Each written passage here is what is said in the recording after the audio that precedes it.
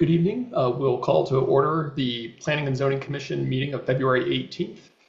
Steve or Michelle, do you mind calling the roll? Sure. Start with Ms. Tabachnik, Here. Ms. Lankowski, Here. Ms. Wells, Here.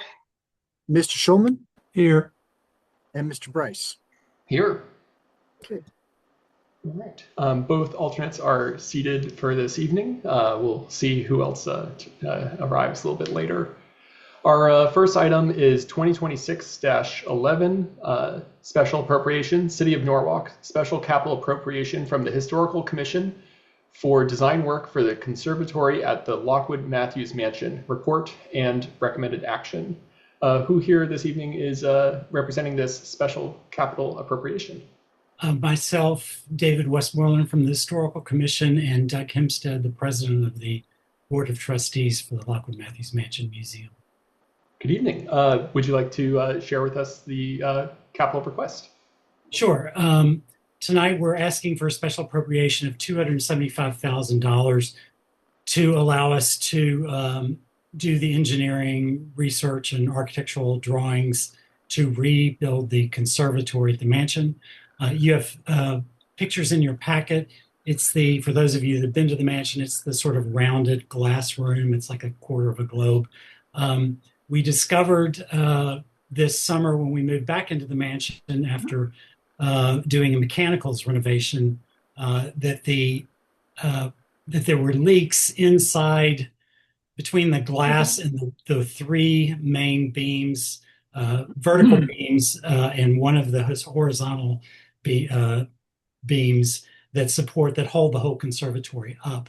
And the leak pointed us to that pretty much the inside of all of those beams are rotten. So we're very concerned about losing the conservatory and actually collapsing. It's a pretty critical situation. We have added some supports to shore it all up in the meantime, and we're trying to keep snow load and things like that off of it. And we have put in a capital budget request of $1.5 million in the 26-27 budget that would be available July 1. But because of the critical nature of the issue here, we would like to go ahead and get some of that money in advance so that we can start the work and hit the ground running and hopefully get this repaired before next winter. The capital requests that we put in, assuming this is approved, will be reduced by the $275,000 amount. Doug, do you have anything to add? Just a little history, David, that it was about 35 years ago, might have been a little longer, that a tree actually fell on it. Hey. And caused damage. It was actually in the 70s, about 55, 60 years ago. 50 years ago, okay. They replaced what was probably all metal and the original glass with plastic and wood. So they did reproduction and put in plastic, and that's why it's rotted out, pretty much so. And get out.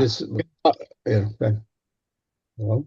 Hey, if you're not presenting your application, can you please mute your audio and turn off your video? Thank you. Go ahead, Mr. Hempstead. Yeah. So this was totally unanticipated. Like I said, we got back in the building, we started seeing leaks, and then we had it. David reached out and made sure we had a good professional that come in and at least start to analyze this. This will give us a step up, because our biggest fear factor has been so far this winter that a snow load on that, or an ice load on that could collapse the whole thing. We've shored it up, but there are weak points there. So the sooner we can get onto this, and hopefully we'll be successful with the capital appropriation request, and when it comes up and available in July, we can get something going so we don't have to face hopefully another winter here. I mean, I'm being very optimistic, but that's the goal here, because that room now has sprinklers in it. We have to heat it to keep the sprinklers from freezing. So,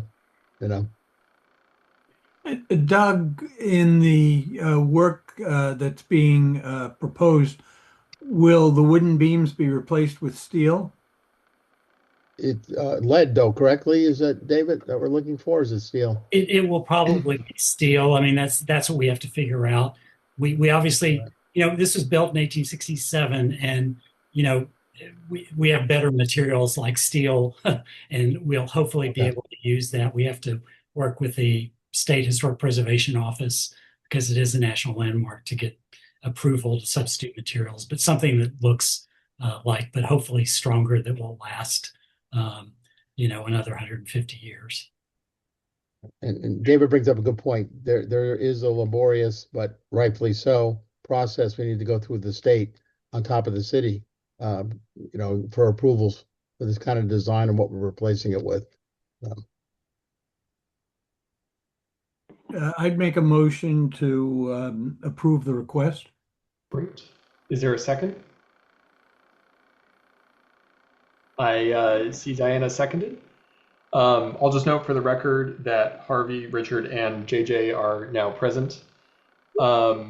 Is there any discussion before we move to a vote? Chapin, I'd just like to say that I've been to the mansion lately. It looks terrific. There are some great tours there, and anyone who hasn't been there in a while, it's really worth your time to go over and see everything that's happened there. I'd love to. Thank you. Thank you for that. We have about 80 volunteers. I mean, it's a volunteer-run organization, so very blessed. I think we can do this by a show of hands. All those in favor? All right. All those opposed? All those abstaining? All right. Harvey, how are you voting? Given that I missed the first 3 minutes, I'll abstain. Okay. So it looks like that carries. Have a great evening. Thank you. Thank you so much. Thank you. Thank you all. Thank you, staff. Good seeing you, Lou. And Stephen, bye-bye. Thank you. Bye.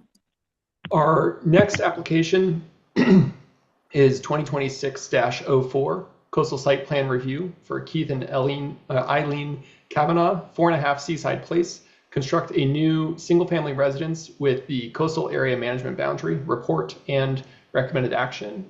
Who here tonight is representing 4.5 Seaside Place? Oh, we can't hear you. I believe that's Mr. Kavanaugh that was speaking. Keith is muted.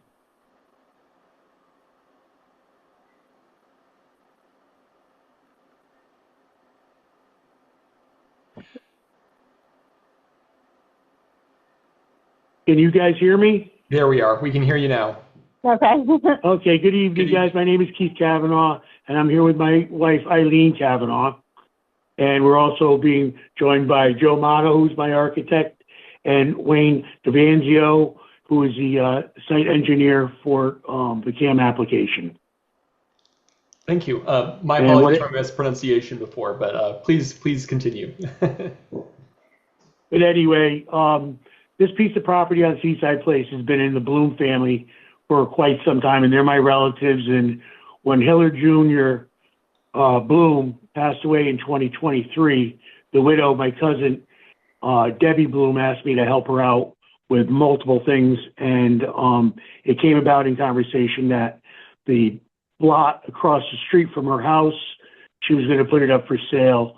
So after doing some due diligence and a lot of legwork, came to be, we purchased the property with the intent to build a 2-story, 2,300 square feet, living square feet house, beach style, with over the 2.5 car garage, about 550 square feet for an exercise room. Like I said, I've been working on this project for quite a while, and we have a lot of money involved in engineering, etc.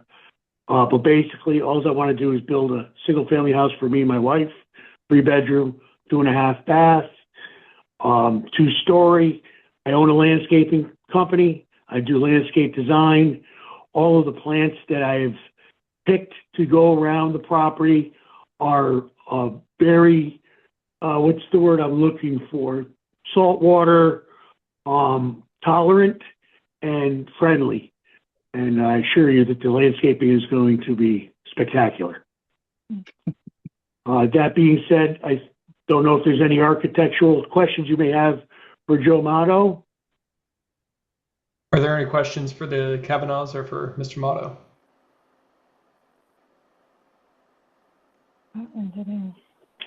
Or Wayne Devanzio, the engineer? Can we see some of the application materials and particularly the Google map of the property? Because I know there's been some confusion about where Seaside Place actually is and who owns what properties on it. Anna, would you like me to pull up the site plan or the Google map? You could start with the Google map just so that we understand which property is being discussed. Oh, okay. Give me just a moment. Thanks, Amelia.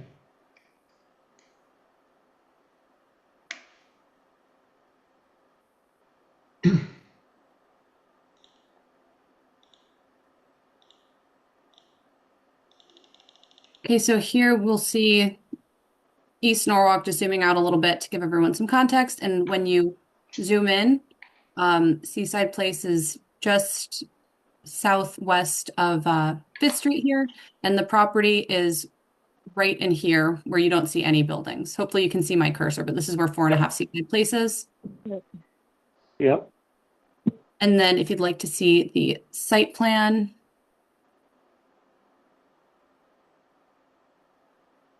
this is the survey of the property. Amelia, it's Joe Matto. My drawing 2SP, there's a little inset that actually shows all the properties around this and the edge of the water, if that's helpful. Let's take a look at that. Thank you, Joe. Sure. Yeah. Yeah, to the left. I don't know if you can, yeah, great. Is this what you were looking for, Anna? Yeah, that's super helpful. So it's on sort of the inside. It's not on the water. Correct. Right. Yeah, it's Thank about 200 feet to the water's edge, and it's surrounded by houses on the west and south. Okay.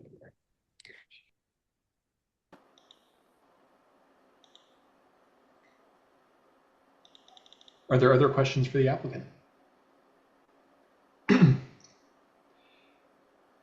Is there a motion for this application? I'll move to approve. Thank you, Harvey. Is there a second? Thank you, Galen. All right, can we pull up the resolution? Thanks, Amelia. And like Joe had just mentioned, the property is 200 feet away from any coastal resources. And as mentioned in my staff memo, prior to October 1st of last year, this application would not be before you. We previously were able to exempt the developments of single-family residences that were more than 100 feet away from any coastal resources. So it is a relatively short draft resolution to approve, as it previously would have been as of right. One thing did come up today. That when the Department of Public Works was reviewing this application, there were some questions about the sewer that the applicant would be connecting to, and it is a private sewer. So the Department of Public Works reached out to our law department, who just asked us to add a condition just specifying that although we're approving this application, the applicant still has to obtain the legal right to connect to that private sewer lateral. So that's the only change from what was sent out to you all last week. Thank you. Amelia, do you happen to know if that street is getting city garbage pickup and if it's considered a public versus a private street? I do not know that. Any other discussion or modification for this resolution? All right. Amelia, do you mind calling the roll for this one? Not at all. And I just realized I didn't scroll to the end of the resolution, but it's the sure. standard conditions with the approval date. All right. There are quite a few of you on here. Let's see. Commissioner Jordan Byron? Yes. Commissioner Rowena? Yes. Commissioner Jones? Yes. Commissioner Tabachnik? Yes. Commissioner Wells, Yeah. Commissioner Junior Lankowski, Yes. Commissioner Schulman, Yes. and Commissioner Bryce. Yes, I believe that is everyone. that does carry. Thank you for your presentation tonight. Thank you very much. Enjoy your evening. Have a good night. Our next application is 2026-01. Richard, your mic is still hot. Next application is 2026-01, Coastal Site Plan Review for Norwalk Cove Marina, 48 Calf Pasture Beach Road, repair an existing shoreline flood and erosion control structure, report and recommended action. Who this evening is representing the 48 Calf Pasture Beach Road? Here, Tim DeBartolomeo with Sound Engineering Associates. Good evening. Good evening. If I can share my screen, I will walk through the couple of drawings. This is a existing marina facility. There is a in the boat basin. There is a bulkhead that has a structural failure, and we are simply replacing it. And in the process, they're going to be replacing some the electrical service on the property, and in doing so, the electrical service will be brought into FEMA compliance, which it currently is not. So it's the repair of the wall and installation of utilities, and then also we have landscape. Eric Brains is landscape architect on the project, and he's designed a pedestrian boardwalk to go land side of this. So I will share my screen. Thank you. Bear with me. I had it ready to go, and I can't find it now.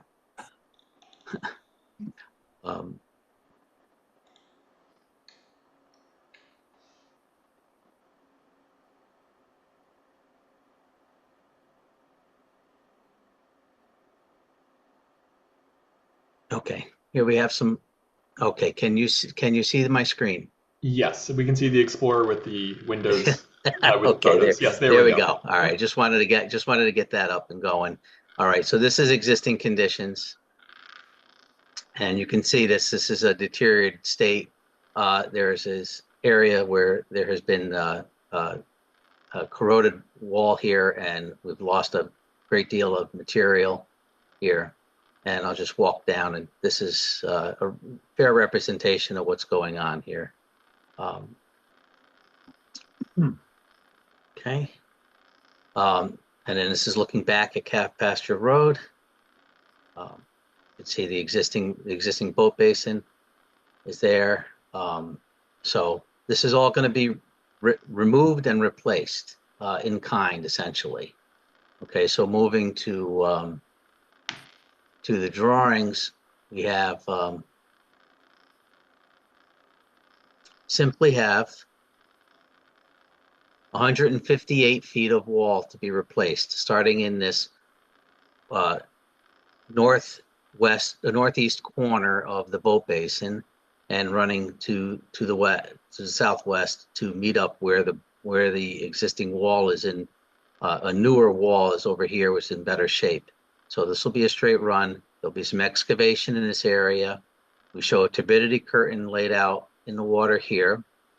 A new anchor system will be installed. We have, and then we have a new transformer pad and utilities with appropriate access up to proper freeboard elevation. We have a work area that's designated. There's an entrance to Calf Pasture Road, right here, an existing entrance. So this will be designated as a work area, and the work will all be done via land-based equipment. So there won't be a need to have a barge in the basin. They're looking to get this work done essentially immediately. The material has already been ordered. Contractors ready to mobilize to the site. We have our permits in hand from the Connecticut DEP and the Army Corps, and They want to have this complete before the season is open, the boating season is open, so that they can get these floats back into service. Okay, so there's that. We have typical section of what the new wall will be. There's no change in the top of wall. This is existing and proposed face of walls, the same elevation. Top of wall has not changed, so there's no change in conditions from what was the original wall to what is going to be proposed. Okay, and then I also have just this landscape plan, which includes laying of a bonded aggregate pavement boardwalk just landside of the new bulkhead. Okay, and some screening fencing around the transformer pad, and some treatment over here at the entrance here, wood block pavers in front of the entrance to the floats. And then Mr. Rains has given us some photos of what this will look like in the end. Wood block pavers and guardrail along the wall, and some lighting. That's the work, and I'm open to any questions. What is the estimated life of the new wall? It's a new steel wall, coated and good coating and a good and proper steel size. Will last between 40 to 50 years. Thank you. Are there other questions? One question I had was for this boardwalk. This is this something that would be open to the public, or is it just for members of the marina? It's going to be made for people who are going to be using the marina. I'm not aware that it's open to a public access. Thank you. Are there any other questions? Is there a motion for this application? I'll move. Thank you, Diana. To approve. Motion to approve. Is there a second? Second. All right. I think I saw Richard first. So Richard seconded. Amelia, do you mind pulling up the resolution? Not at all. Tim, if you would just please stop sharing your screen so I'd be able to share mine, that would be fantastic.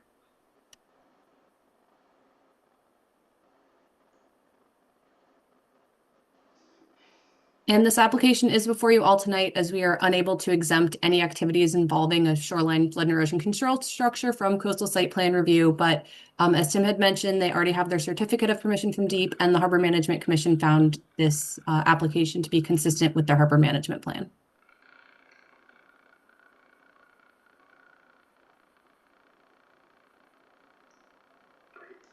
Is there any discussion or modifications for this resolution?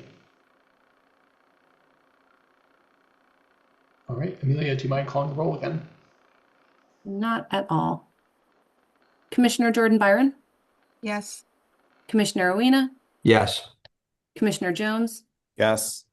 Commissioner Tabachnik? Yes. Commissioner Wells? Yes. Commissioner Lankowski? Yes. Commissioner Schulman? Yes. And Commissioner Bryce. Yes. All right, that carries as well. Thank you for your presentation tonight. Our next application is 2025-84 Coastal Site Plan Review, Land Tech, 163 Gregory Boulevard. Retain a shoreline flood and erosion control structure that was built without permits and construct a new residential dock. Report and recommended action. Who here tonight is representing 163 Gregory Boulevard? I am Tom Ryder from Lantec. Good evening, Mr. Ryder. Yes, we can hear you. Go ahead and start your presentation. Great, thank you. As I just stated, my name is Tom Ryder. I'm a senior ecologist with Land representing the Codlings who own 163 Gregory Boulevard. I have a presentation set, so I will share my screen. Please do.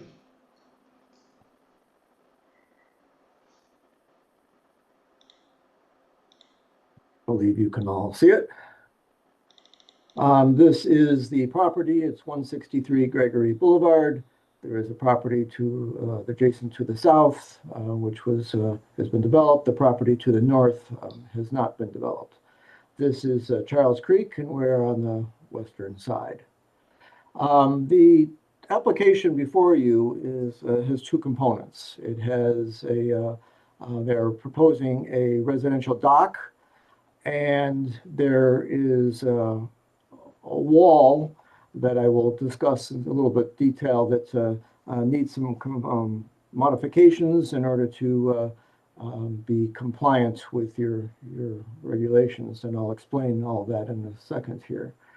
So in 2020, the owners purchased the property. Again, it was vacant, and they received a approval to construct a house and develop the lot.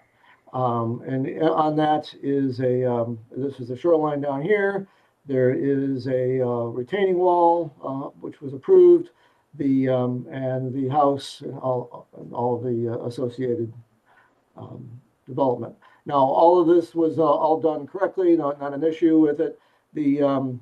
When the as-built came back for this wall, it had shown that the wall was constructed probably about 2 to 2.5 feet waterward on here. Here it lined up pretty well, but over here it started to deviate, and it was about 2 and 2.5 feet waterward of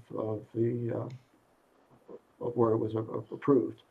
Now, and I'll get into a little bit more of that when we show some pictures, but basically what that means is that if you're on a slope and you're expected to build a 2-foot high wall, and you go a little bit waterward, you're down the slope a little bit more. In order to maintain the same elevation, the contractor constructed it taller. And I'll get into that in a little bit as well. So the application, there we go. This is the site. I apologize. I don't know why we did it this way, but it's been this way for a while. And we do have DEP approval, and these are the DEP plans. But the north arrow kind of faces down around 7 o'clock, and we can work through it. I just wanted to point that out. So here is the house. Here is the shoreline, tidal wetlands, etc. And a better picture showing all this is what is proposed for the dock and the wall. Now, this application has been submitted to the DEP and Army Corps. We have received Army Corps approval for the dock. They didn't really opine too much on the wall. And DEP is at its stage where it's going to a tentative approval, which means they're pretty much done with all their review for the dock, and they're ready to send it out to public notice. But right now, I would like to discuss the wall. This is a cross-section showing the existing wall that was constructed. And we have another profile here that shows where the wall is back here. And what I will show you, I think the best way to do this is, I'm sorry, my mouse is a little touchy. This is all a nice aerial view that kind of shows everything in perspective. We all do that. I don't need to focus on it too much, but it was part of the application for the DEP. This is the property with the wall. This is in full leaf out during the growing conditions. There's a whole bunch of backers, which is a non-tidal plants, and then we have Frag and Spartina. And what had happened was, I don't know why it did this. When I brought the photographs in, they were different size. So excuse me as I work my way through this. But here is the wall. The wall, as you can see at this end, is lined up very well, and then it kind of bows out a little bit, and it goes over into this area. And what you can see, this is annoying. And this is the wall. Again, this lines up fairly well here, but this is the wall that was constructed. So what I'd like to show here is that, I'll go back to, I think this one is probably the best one. So what we have is, well, you know what, I'm gonna, sorry, I think it would be better. Is if we show the wall in the photograph, so you can kind of see what's going on with it. There. So what we have is a wall that was constructed a little bit further waterward, and so therefore a little bit taller. And so we are trying now to comply with we'll bring it back as close as practical to what was approved. And I think the best way to do that is just kind of describe the options that we have in front of us. So we looked at a number of different options here to do that. Originally, we looked at putting some more vegetation down at the base here and bring it up so that the wall wasn't exposed. That really didn't work because we didn't really want to, this is a nice full vegetation. We didn't really want to disturb any of the existing, this is non-tidal, this is tidal down here. We didn't want to disturb any of that. And we're getting pretty, we would have had to make a steeper slope. We would have modified all the gradient, tear all the vegetation out and put new vegetation in. It really just didn't seem practical.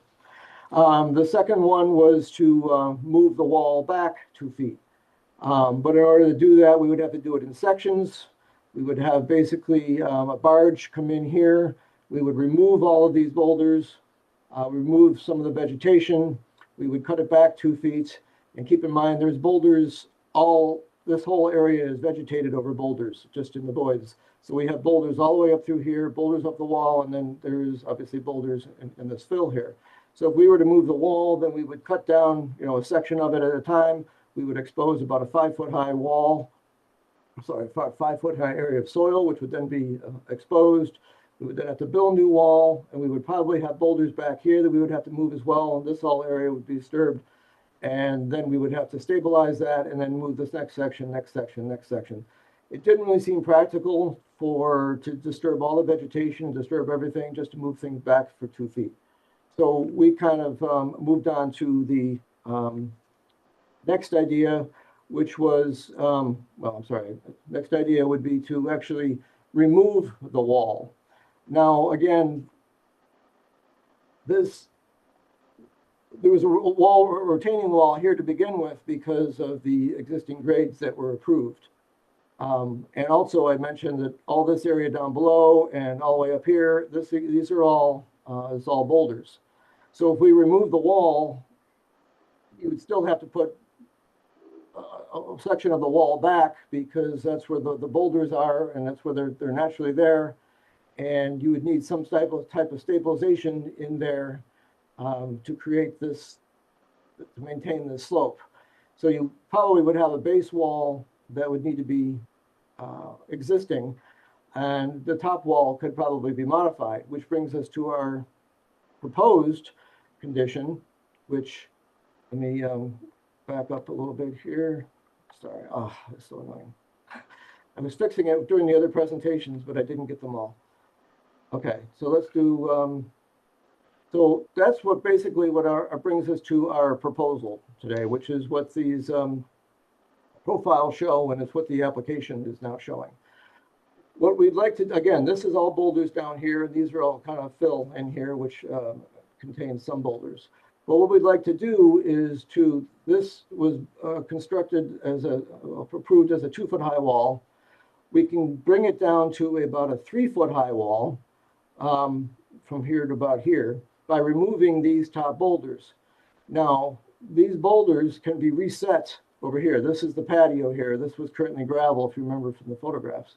So what we would do is remove the pea-sized gravel, and we would put these boulders up on here, and that would do two things. One, it would lower the wall to be in compliance, or more in compliance with the approved plan, but it would also stabilize this area. Again, there's an elevation change from here to where the wall would be, so we would need to stabilize that. We tried to put vegetation in here, but that vegetation would kind of slough off. We really couldn't stabilize that over long term.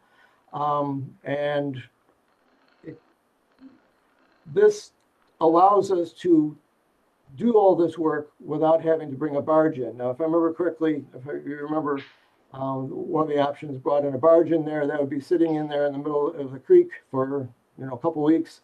Nobody would be able to get in and get out for boating. That seemed pretty obstructive.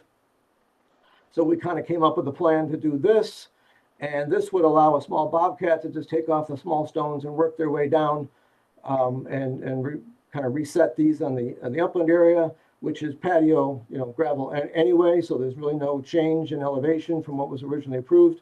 But the big advantage here is that the wall would be lowered to pretty close to what was originally approved for a height of a wall. The other thing is in there, I'm not going to keep going back and forth because I have to keep adjusting the photographs, but the shoreline contains pretty good vegetation, pretty well-established vegetation of Baccharis, which is Baccharis is a non-tidal plant, but it does very well to stabilize these areas, and probably a good 60 to 70% of this, 60% of this shoreline has natural, that's that big white flower as I was showing in the original photograph. So what we'd like to do is in the gaps that are not shown, do not have established Baccharis, we were putting some shrubs in there. What that would do is basically accelerate succession. These plants would be eventually work their way in over time, but we have the ability here to plant them now. And that provides a good stable foundation for the soil at the bottom, at the base of the wall. So that is really our proposal. I think it's the best that can be done here, considering there's not much room between the patio and the shoreline vegetation. This again provides an efficient way to bring it down to where we should be. It doesn't impact the creek with a large barge, and it doesn't disturb a lot of soil, and it doesn't disturb the vegetation down here, with the exception of putting in shrubs, which doesn't disturb the vegetation. It just disturbs, it just puts plants into the voids of the boulders. So without disturbing any of the vegetation, we decided that this is the best that we can do within that small area while still complying with the original approval. With that, I'm going to stop sharing and probably answer any questions that you may have. Thank you. Are there any questions for Mr. Ryder? Yes, I have one. I wonder if you could just, I don't really need the photograph. Oh, I can probably bring it back. No, it's okay. So am I correct in understanding your presentation that the wall is too high because it was put too far down the slope to start with? Well, let me clarify. It's a taller wall. It's not too high. That's what I'm getting at. The elevation, I should have said that a little bit earlier, is that the elevation, it was actually constructed to the correct elevation. There's some boulders in there, so there's a couple inches off variable as we go along, but the actual elevation of the wall is correct. However, since it was constructed about a little bit more than 2 feet in some areas deeper, in order to reach the base soil, it had to be built taller. Okay. So, pardon my ignorance in asking this question, but who's violating you? Are we doing that? Is the city of Norwalk doing that? Well, the reason we're here is because the DEP was brought out for some other reason. I'm not sure how they got involved, but they looked at this and they said, okay, it does look like the wall was constructed out a little further. They did a field memo. They determined that there was no vegetation loss, no tidal wetland impacts, but they did say that they noticed that the wall was constructed a little bit waterward, and they turned it over to the city to enforce as they wished. We then received a letter from Mr. Kleppen stating that I don't think it was a violation. I don't have it right here with me. I think it was just a non-conformance or whatever the title was. Maybe he can explain. But basically, he said that the wall was in non-conforming, and it needed to be addressed. And so we are now excuse me, we are now addressing that from both the city and addressing the dock from the state. So Amelia, what are our options here? So you can either approve the application as presented, you can approve it and instill conditions, or you can deny the application. And I believe the draft resolution for denial would require the applicant to restore the site to the conditions that were shown on the approved site plan from, I think, 2020. Is one of our options to leave it the way that it is? That I guess you could modify the draft resolution to approve to allow them to keep it how it is. They did originally submit that proposal, but then modified it to have the wall lowered and install some plantings. But yes, technically, I think you can leave it. I only ask because it seems like all of the medications are worse than the disease that we're trying to treat here. But anyway, I just wondered if that was an option that we had. So I'll wait to listen to other comments. So Harvey, go ahead. Yep. Yeah, so I understand the concrete options being approached. First of all, the denial is essentially the move the wall option as described, right? Because it would go back to previously approved conditions. The delta we have with the previously approved conditions is the location of the wall. So that would be the move the wall option. Okay. And then the second thing is that if this plan was, if the revised plan was accepted, the two deviations from the previously approved conditions are that the wall is being built, is moved about 2 feet seaward, and as a result is about 1 foot higher. It's not higher. It was it's deeper. So as Mr. Ryder explained, the elevation, so the top of wall is in the same spot, but the bottom of the wall is much lower. So it's a taller wall in that regard, but the elevation at the top is the same. Not move relative to the plane of the house, but it would move exactly. relative to, yes. Okay. Yep, but total height is greater than approved. JJ? Yeah, I was confused by the deep letter as well. Like, has these issues been remedied? Have they been addressed? And Amelia, what's your take on it? Oh, sorry. Which part of the deep letter specifically, Jay? Or is there a specific part you're wondering about? Okay. Well, obviously they had they had an issue with the previous structure, but I'm wondering, since that letter in 2020? Sorry, 2026. Wow. All right. No. Yes, Deep sent we're required to refer any coastal site plan review applications that involve a shoreline flood and erosion control structure to Deep. So in referring this application to Deep, this was their response and their comments on this application. Yeah. Okay.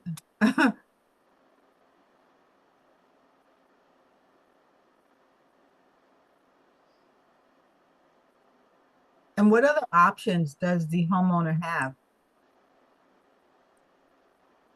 So the options they have are essentially to come into compliance with their permit for the new house. So we never sent an official notice of violation. We just did not close their permit for the new house due to the issues with the wall. So the homeowner's options were to either restore it to those previous conditions, what the approved conditions were, or to apply for apply for a new coastal site plan with this wall. So that's what their options are. And then based on what you all decide tonight, will determine how they're able to proceed.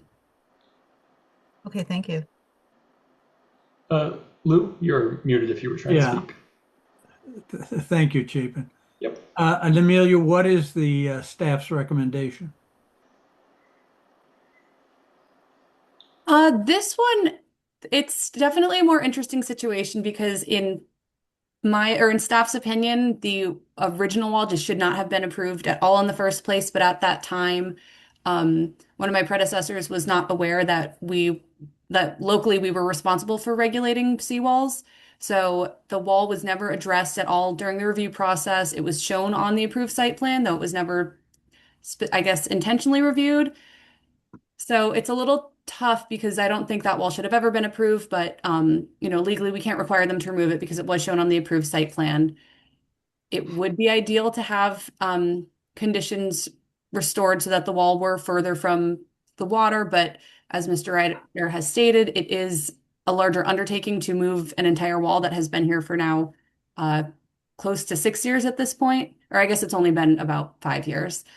So I think in Steve's letter from late 2021, we had emphasized ideally what we'd like to see is more of a living shoreline technique instead of hardened shoreline like that. And in their current proposal, I think they've proposed 9 new plantings in addition to kind of shaving off or lowering the wall as is.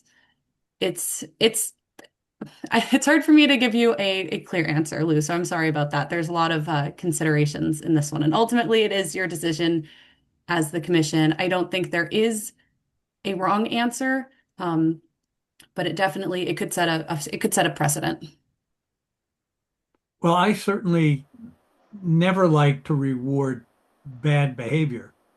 But as Richard pointed out, it may be that the medicine is more toxic than the disease. Anna? Anna, if you're talking, Yeah. I can't hear you. Oh, there you go. Go ahead. It just took me a second to. The owners were notified in 2021 that they would not get their zoning permit closed out because of this. And then in October of 2025, they reached out with this dock plan and the wall plan. What was happening in the intervening 4 years? From the staff perspective or the homeowner perspective? Both. So typically, if we don't issue a certificate of zoning compliance, the property cannot receive a certificate of occupancy from the building department.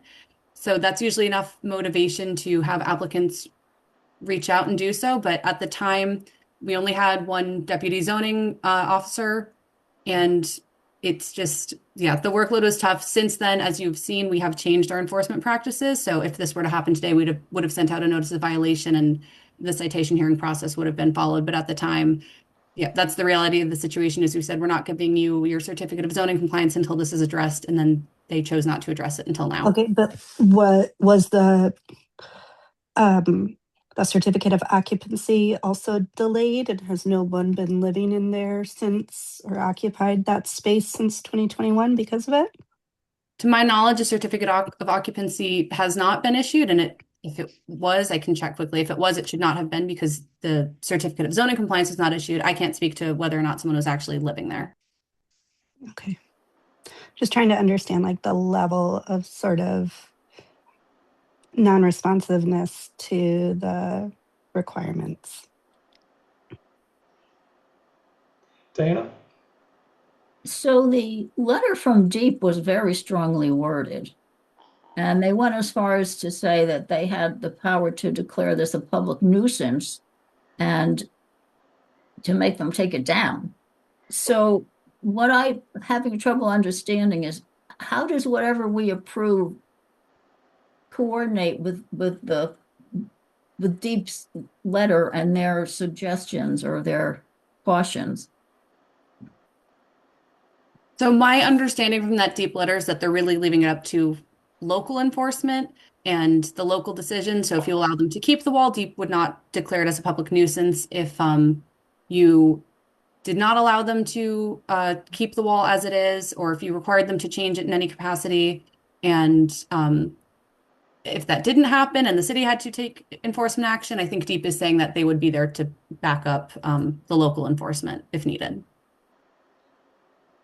I never know when Okay. to jump in or when not. I'm assuming all these are for the commission, so I'm staying silent on that, but I'm sorry. Yeah, if any commissioners have questions for you specifically, Tom, we will absolutely defer to you and let you know. All right, just to know my place. Thank you. Actually, I do have a question. Please. Is the family living there? Is it occupied? Yes. Thank you. Do you know why it was occupied without having a certificate of occupancy granted? I do not. I know they are taking this seriously. I don't know. He was actually, I'd asked him to be on tonight, and I think he was having trouble logging in or something. I don't know, because this would be a question for him. I know that they are taking it seriously. I know that they're concerned about making things right, but I cannot speak to that particular question. Do Question. you know, they were notified of the issue in 2021. Do you know at what point they started figuring out these different options to remedy? We had discussed this about a year and a half ago when we were starting the site work for the dock and for the survey and all that kind of stuff. And we did come up with a couple options in here. We tried to figure things out. It was kind of, we didn't really have the information until we got the survey from for the dock. And then once we got the survey for the dock, then we started seeing how we can work through this and what options we had and what things worked and what didn't work. And that's when things accelerated into the options that we presented tonight. Thank you. Question for either Steve or Amelia. Is the fact that they're living in the house a violation? It's hard to say. I'm not sure if the building department could have given them a temporary certificate of occupancy. Yeah, they would need something from the building department to say the house was code compliant on their end. Making sure the electrical is up to code, plumbing's up to code, etc. And that would be an enforcement procedure through the building department, or would that be through the health department? Building. Building, okay. Yeah, I mean, from our perspective, as Amelia indicated, we had at that point, and still do, prioritize types of infractions and violations that come in. So, if there's an illegal apartment or auto repair, we have to look at that more closely and get on that more quickly. In this case, at some point in time in the future, they were going to have to rectify it. So the nature of the violation was like, all right, we know there's an issue there, but it's not a high priority thing. It'll get rectified at some point in time. They're going to either sell the house or they're going to, come back for a permit, which is what happened here. They wanted to get the dock advance, and then that's when things got put on pause. Steve, I'd like an answer to the question about whether they are permitted to live in there, because that would color my response on how we handle this. I mean, I would look on this more favorably if they're not continuing with yet another violation. Yeah, I couldn't answer that for you tonight. I'd have to. I check with the building understand. department Could you get us an answer, number one, and number two, could we put off decision on this if the commission agrees until we have that answer? I can get you that answer. I don't know about Amelia, if you can confirm the timeline. I don't know. I'll check that right now. And then as it relates to that, for a coastal site plan review, the existence of a violation is part of our consideration, right? I want to make sure that we can also rely on that information if we're going to use it in our decision. Yeah, I think the key thing is, thinking about it would be, and you kind of hinted at it, is this setting a precedent, rewarding bad behavior? Is this something that you would consider approving otherwise? Say they had come in with this request to make the wall closer to the, than was permitted, would this be something you would consider granting? I kind of frame the thinking that way. Well, my answer to that would be probably not, because we would know that Deep does not approve of it. I would be more open to granting such a request in 2022 after they got the notice of violation. I just feel like there's a non-responsiveness to a significant issue. Deep seems pretty pissed about it, and they only start looking into it when they want a permit for a dock. I mean, if Deep was saying that it is at this point better to keep it where it is and do one of these options, I'd be more comfortable with that. I think the question is whether it serves the public interest to require them to move the wall. Like, does that serve any interest? So I worry about the language. I'm forgetting exactly where it is. Let me pull it up here really quick. That Amelia had cited in the memo around that there needed to be a clear and compelling demonstration that there's a threat to the structure in order to build such a wall. So I worry about our ability to propose an expansion of the previously approved wall. I see that the halfway proposal that the applicant presented with shaving off the top of the wall as maybe something that can be approved under that guideline. But yeah, I struggle with that component of this approval as well. As I believe we have to make a written finding that there's a clear and compelling demonstration that there is no feasible, less environmentally damaging alternative for this wall. Yeah, Harvey, in response to your question, I would say that in the same way that approving it might set a poor precedent, that not approving it will also set a precedent regarding bad behavior on the part of people who are building. I'm not, again, that's not to prejudge and say that I will vote in favor of removing the wall. But I think that's my response to your question. Understood. And I would I think also, that, the we're question of is talking it's in the about- public interest. Go ahead, I feel Anna. like Sorry. I feel like the Deep letter was, is a possible response to is removing the wall in the public interest. They sort of represent one perspective from of the public interest. Go ahead, Richard. Yeah, it just seems to me that we're doing a lot of speculating as to motivation and motive and bad behavior and all the rest of it. And I'm really disappointed that the there's nobody here, not Mr. Ryder, of course, I understand that, but nobody that can answer these factual questions as to, number one, how did it happen? Number two, when did you know it happened? And what were your, I'd like to hear from them. Well, I do myself. see that Peter Codling has raised his hand. It looks like he's actually in the attendees. I'm not sure if we can bring him over to the panelist side.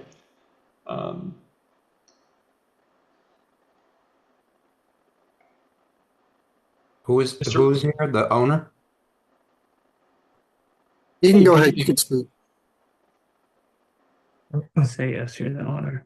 Yes, We can hear you. I'm Peter Codling, the owner, 163 Gregory Boulevard. So Bill Ireland did come out from the building department and approved everything, went through the whole house. So we are living at the house, and it's been approved with the temporary seal. Thank you.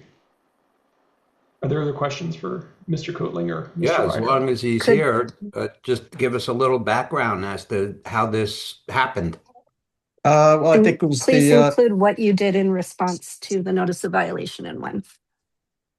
excavator, when he was building the wall, he ended up digging down a little bit deeper for the bigger boulders for a base, and it is further out into the water, but it's still landward of the CGL line, so it's not in the channel or affecting anything out there. Okay, so then the next question was, what was your reaction to the notice of violation that you got from the zoning, excuse me, the zoning Well, department? Well, Kevin Zawa from DEP came out, looked at it, said there was no violation because it was outside the CJL. So I thought everything was fine.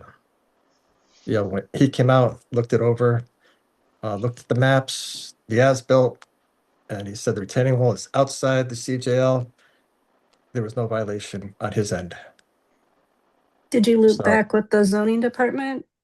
I went On down that? there. Yes, we ended up going down there and with Andy, and we talked to him, and we were trying to figure out, you know, how we could resolve it. What was what was the timing that you're talking about? You said somebody came out from DEP and looked at the wall and you thought everything was okay. When was that? It was like November of 2020. And then when is it that you went to the zoning department? I think it was in December. Same year? Yeah, same year. Probably a month later, something like that. Could have been January the following year. Do you have any of this documented? I'd have to get it. I'd have to look for it. I have something.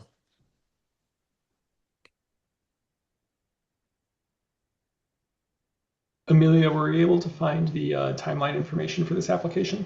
Yes, so they were originally on your agenda in January and gave an extension of time. If they were to use their full 65 days extension, that would get them through March, essentially. So theoretically, 2 more meetings if they give a full extension of time for action or further discussion. Okay. I think we should Go ahead. defer a vote on this until the next meeting, and perhaps Mr. Cottling can come back with the, you know, a more detailed timeline and some paperwork, because it doesn't sound to me, based on what he just said, like he's ignored it. Maybe it's because of this official application he's making for the dock that came to a head again, but it doesn't sound like, at least based on what he's saying tonight, that he ignored it. Deep came out, said it was okay, and I don't know what happened at the zoning department. That's what you need to find some paperwork on. Yeah, and I'd like to possibly have some information in writing about when Deep came out and who said it was okay, because the zoning saying we can't give you your zoning permit because of this happened in December of 2021. So, and what the applicant said in terms of timing, I thought he was mentioning 2020. So really curious what happened after that December 2021. Right. And was this a verbal okay, or did you actually receive a certificate? From the building department? Yes. Or from Deep? Any No, not the building department, Deep. department, but a verbal. Yeah, he had told me at the house. He looked at the maps, the as-built, and he said verbally, did not see a problem. But you Can you repeat when that happened? I'd have to look for the letter. Well, I could look for the date. He didn't give me anything in writing, but the date he came out.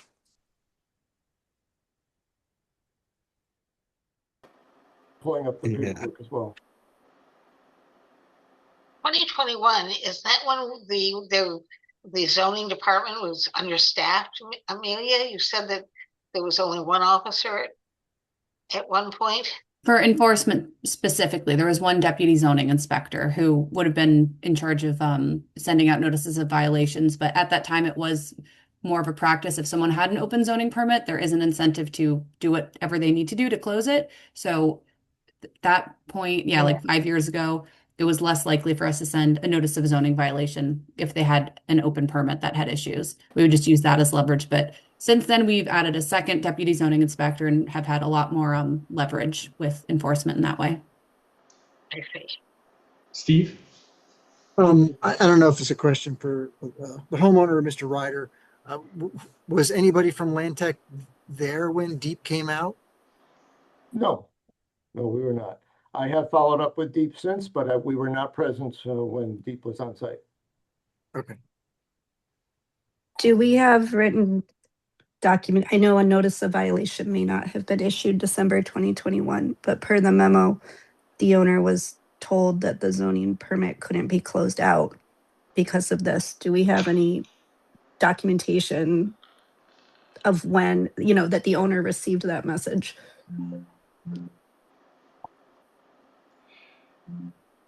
I think that along with aside oh, from go the ahead, letter, Steve. I'm sorry, aside from the letter that was sent out. If a letter was that in the packet? The staff memo says it happened in December 2021, but I didn't see the physical letter. Okay, I see what you're saying. We can send that out. Yes. I don't know. Yeah, we have a copy of it. I think we have just trying to sort of confirm that the owner was definitely made aware of it in December 2021. I think we have a pretty comprehensive list of some of the additional documents and information that we're looking for in order to understand this application fully. I've heard some interest in continuing this application. Amelia, is that something where we need to have the applicant agree to an extension of time? Or is it already submitted? We'll let you know. Well, the original extension from January didn't specify a time frame, so if the applicant wants to go ahead and give a verbal extension of the full 65 days to get this through March, and then follow up with something written in the morning, that would probably be the best course of action. Okay. Well, as authorized agent for Mr. Connolly, I authorize a extension of time, which would get us to the next meeting. I guess that would be 4 weeks. Is that correct? No, 2 weeks, right? Is the next meeting in 2 weeks? Till our March 4th meeting is our next meeting. Yes. Okay. So that we were permitted for everything.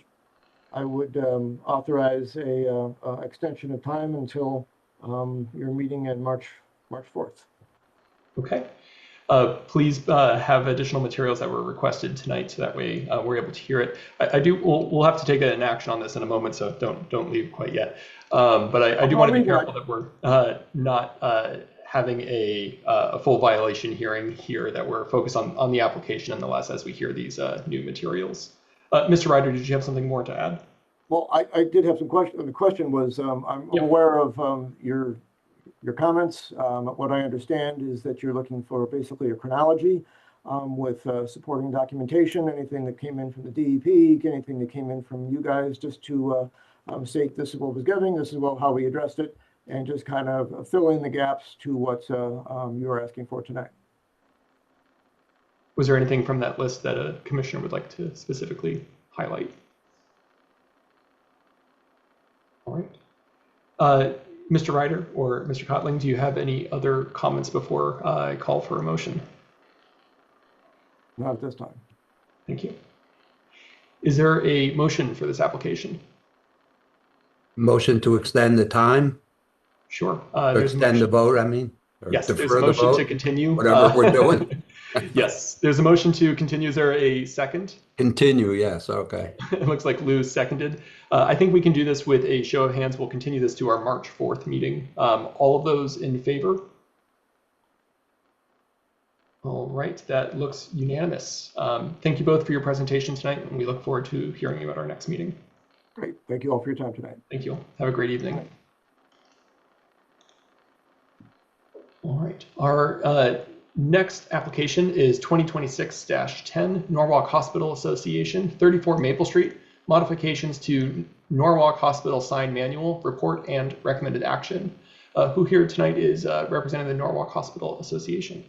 Hello, my name is Jessica Norwick. I am representing Norwalk Hospital. I also have with me Sean Cheedy and John Sterry, who is the CFM and CPM at the hospital currently. Norwalk Health at Norwalk Hospital is proposing updates to the existing campus signage to reflect the hospital's new name and brand identity. In addition to the rebranding effort, the proposed signage improvements are intended to address current wayfinding challenges experienced by patients, visitors, and emergency responders. The updated signage program is designed to improve visibility, clarity, and navigation throughout the campus, helping individuals locate entrances, emergency services, and key destinations safely and effectively. These enhancements support public safety, accessibility, and our improved patient experience while maintaining compliance with applicable municipal regulations. Sorry. I will show you our proposed sign package. We have 3 net new signs that we'd like added to the property. All of the other signs on the property will be updated to the new brand standards of Northwell, but they will stay within the same size, square footage, and illumination status as the currently installed signs. So I'd like to start first. Oh, there we go. Sorry, I was trying to find the share screen real quick. I'll first start with our net new signs proposed that we Your have. screen has not come up quite yet. Okay. Oh, one more second. Sorry, there we go. Let me know if you can see it. There we go. We can now see it. Okay, hold on. I went to the wrong screen. Okay. So you can see the hospital. So now we can see your No, desktop. yeah, you still can't see it? We had it a moment ago, and then it looked like it moved to another window. We see Oh. a Do you see it now? There we go. Now we see Okay, it. Yes. thank you. Sorry, Yep. it moved. It started showing it on the other one. All right, sorry about that. Yep. So this is our first net new sign. It's a set of illuminated channel letters that we'd like to put at the top of the building to provide visibility at a greater distance for the hospital. Our second net new sign addresses a direct issue that we've had on campus, and the hospital's received feedback from the patients. So we'd like to add a non-illuminated emergency totem here at the top of the hill. And the reason being is as you're approaching it from this area, there is a sign down here and it has emergency, but by the time a patient gets up on or gets close enough to it, they believe that they turn in here left to go to the emergency room. Which leads them to then park here and delay getting immediate attention and also wandering about when they're potentially injured. So by adding this totem at the top of the hill, we feel it's a clear direction that you need to keep going if you can see like that bright emergency totem in the distance. The last net new sign that we'd like to propose is another set of channel letters below this one, and Northwell uses these canopy awnings to clearly identify hospital main entrances. So those are our net new signs proposed. If you like, we could discuss these, and then if you'd like to just view the rest of the package to show what we're updating, just same size, same square footage, same illumination, just updated to a Northwell brand standard. Thank you. A question for you on the new emergency pillar sign. I saw that is not going to be illuminated. Will it be reflective? Yes, it can be reflective. Okay. I understand the non-illuminated piece in order to not have impact on neighbors that wanted to make sure it's also noticeable at night and as they're coming up that hill. Yes, definitely. Yeah, we tried to approach not adding any new additional illuminated signage, just not to create any more light pollution as we are directly across from a residential neighborhood. Thank you. Are there other questions about these 3 new signs? Yeah, with the wayfinding issue that you raised with that parking lot, have you also seen issues with people finding labor and delivery? None that were reported, and John, correct me if I'm wrong, but I know when we met with hospital leadership, it was specifically the emergency room, and they've tried over the several years to even cover up the emergency, indicating people would still need to go forward. So even with the up arrow or having it removed from that one sign at the bottom of the hill, people were still turning left into the parking garage and then having to be escorted over to the ER. But nothing that has been reported that I'm aware of for labor and delivery. But John wanted to open the floor up to make sure that you haven't heard anything on your side.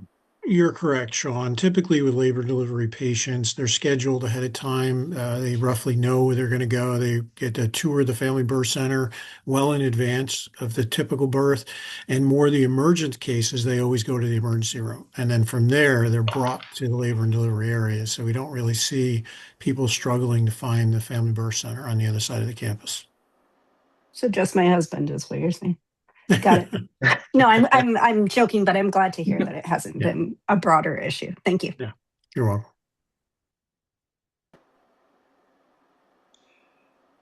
Ms. Norwick, do you have other materials you'd like to present tonight? Yes, let me grab my other. So these will be the remaining signs in the hospital book. There will be repeats. As we've already gone through a couple of them, I just tried to pull them out to make it easier to view if they had direct questions about that. So this is our proposed signage book. Here's our site map that shows all of the signs. All of these are existing. The net new sign, that is the emergency pylon called out there. E01's here, and then E26 is also right down here. Oh, E27, I apologize. These next couple of pages are just to show impact on illumination.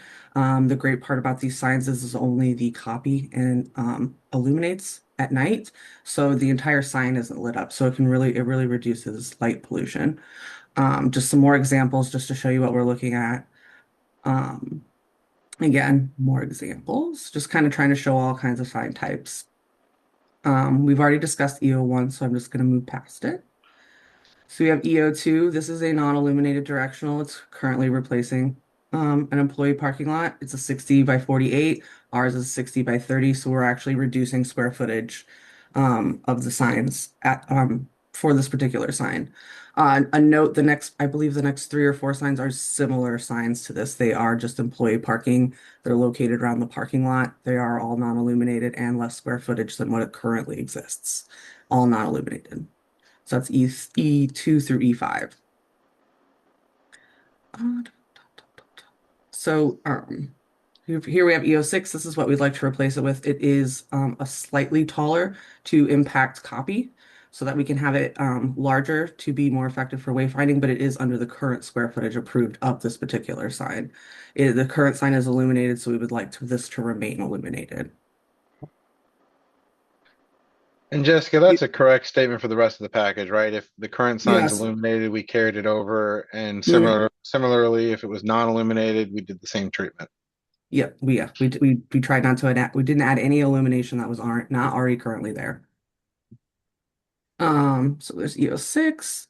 E07, again, slightly taller than the sign currently installed, less square footage, and it's just an issue of trying to maximize or get this copy large enough that it can be seen at a greater distance and is, a lot easier for patients to find their way around. Sorry, that's my own little note there. This is a similar sign type, same as the first two or the last two. This one as well. And the general rule of thumb for vehicular traffic is 3-inch copy. Tried to maintain that 3-inch copy where we could, and reduce the footprint through the square footages, like Jessica mentioned as well. We touched already on new 1. That was our new totem pole sign. Just a couple more pictures to help illustrate. Again, same with this one. Just a slight increase in height, less square footage, just to get our copy up for visibility for traffic. Same with this one. This one matches existing, and it's actually smaller because it's not as wide. It is illuminated. Currently, this is just a simple reface. The current cabinet will stay there. We're just gonna make a new face to put over the top of it just to reflect the updated name change. So there's no additional square footage. This is just vinyl updating on the door, replacing what's currently there, just to call out clearly that it's Northwell Norwalk Hospital now and what the entrance names are. Again, more vinyl. We have some emergency bands for the emergency doors. More door vinyl. Just updating to Northwell's brand standards for their regulatory vinyl that goes on the door that shows what's not permitted on property. Door vinyl. These are some wayfinding signs within the parking garage. I know they're not, the only thing that would be affected is if we'd like to add like a piece of vinyl just to cover up the old logo, but they would remain unchanged. This sign was removed already. These are just some signs on site that are to remain the same. This is currently a 3-sided sign. We'd like to replace it with Northwell's version of a 3-sided sign. That's another photo of that. And then this is just replacing like for like. It's a non-illuminated sign on the back of the property. And then These are the letters that we talked about or discussed earlier that are on the canopy, which is a net new sign we're asking for. Door vinyl. The main pavilion entrance, they would be basically the same. It looks like they might be a little shorter, just updating it to the font that matches the rest of the hospital so it's uniform. Some regulatory signs that will update with Northwell's current brand standard, refresh the signs, get some new ones out there. And then these are just some parking garage signs that we're going to do a little bit of a refresh on. Get them brighter, better to see. Same thing here. These would be all in the hospital, or not in the hospitals, I apologize. These will all be inside the parking garage.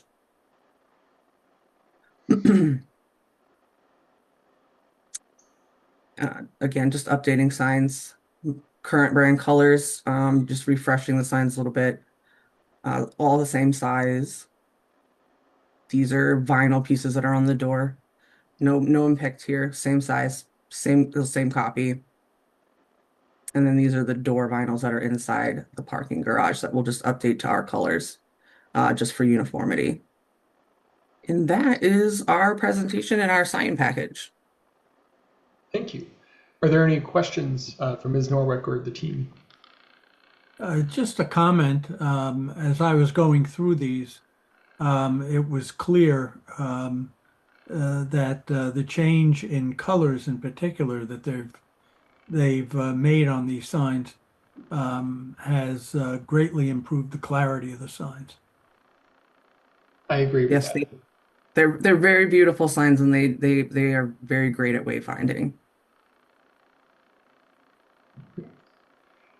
I was wondering myself, because I remember when Nuvance was making their presentation, I suggested that maybe they make their name a little smaller and the directional signs a little bigger. And I was trying to decide whether you guys did that, but maybe it is the color that makes it easier to read. Yeah, contrast certainly plays into it. What we tried to do overall is maintain that 3-inch copy for vehicular traffic. That's really the general rule of thumb. When you have a lot of messaging on a specific sign, you can go down a little bit, but between that and then the blue and the white contrast really pops. So yeah, we have seen that for Northwell and other markets where it's very successful and looks great in the field. I like that emergency room tower, or what did you call that? Pillar sign or Oh, the something? totem sign? The totem sign. Yeah, that's a Yes. good idea. Fantastic. Yes, it's a great resource, or it's a great sign type to have, especially when you're just trying to draw the attention farther up the road. So we thought this would be the most effective way to address that wayfinding issue for the patients. People do pull in the wrong way. I know that. Well, then I'm glad we're addressing it. It is an improvement. I myself have made that mistake, so thank you. Of course. All right. Ms. Norwick or team, do you have any other items you'd like to present on tonight? I don't believe so. We went through the Okay. whole package, and yeah, unless Sean or Jerry has anything to say. No, nothing additional from our side. Just thank you all for staying late and hearing our case. Yes, thank you. Thank you. Is there a motion for this application? I'll move to approve. Thank you, Richard. Is there a second? Thank you, Harvey. Michelle, do you mind pulling up the resolution?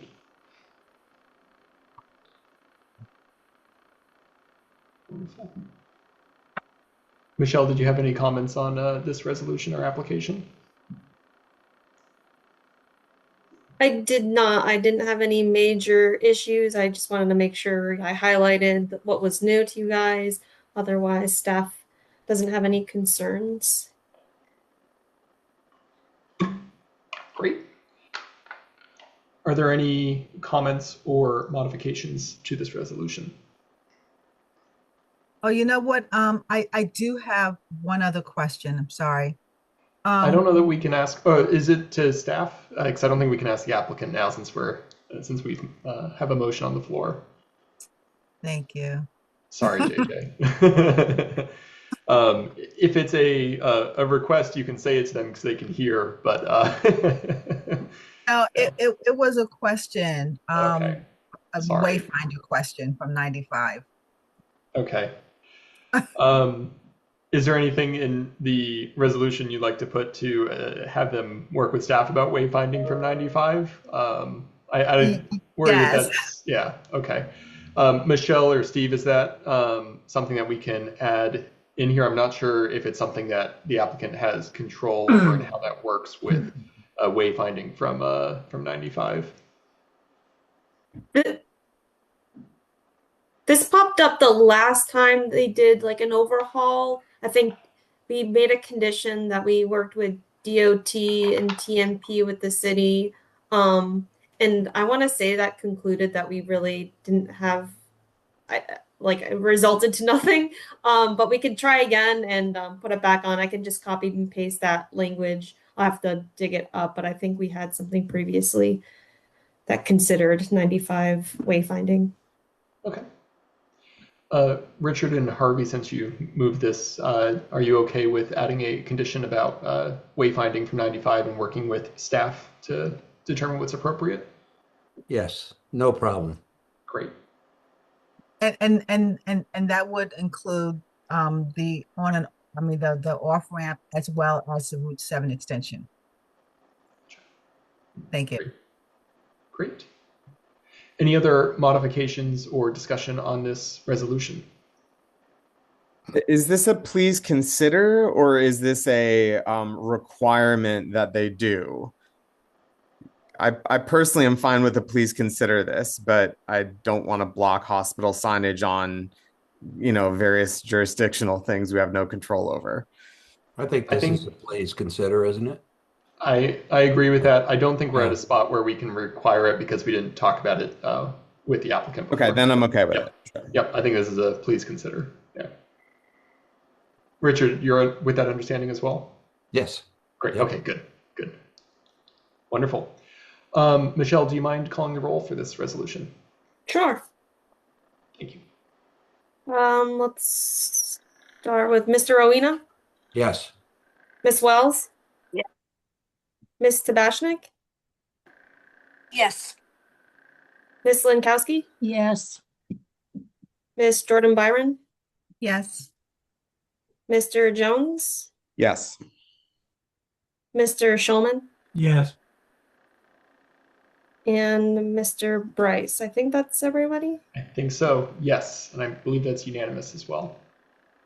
Thank you. I appreciate your application tonight. Have a great evening. Wonderful. Thank you so much. You as well. Thank you. Thank you.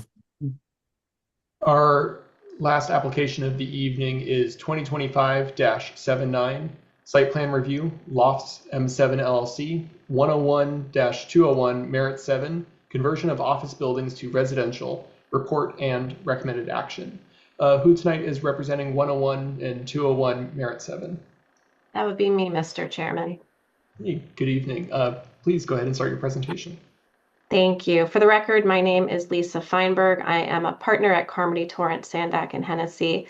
With me tonight is my colleague, Daniel Chappell, also Rich Granoff and Jake Granoff from Granoff Architects, Jeff Schur, our landscape architect, also from Granoff Architects, Colleen Byrne from Ty and Bond, our traffic engineer, Vincent Hines from Redness and Mead, and David Smith from Planning and Development Advisors. And we're all here on behalf of the applicant, Lofts M7 LLC, who is represented here tonight by Greg Blue and Doug Brown.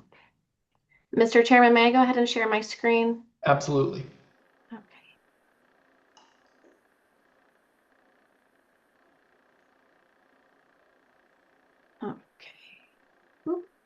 One too many.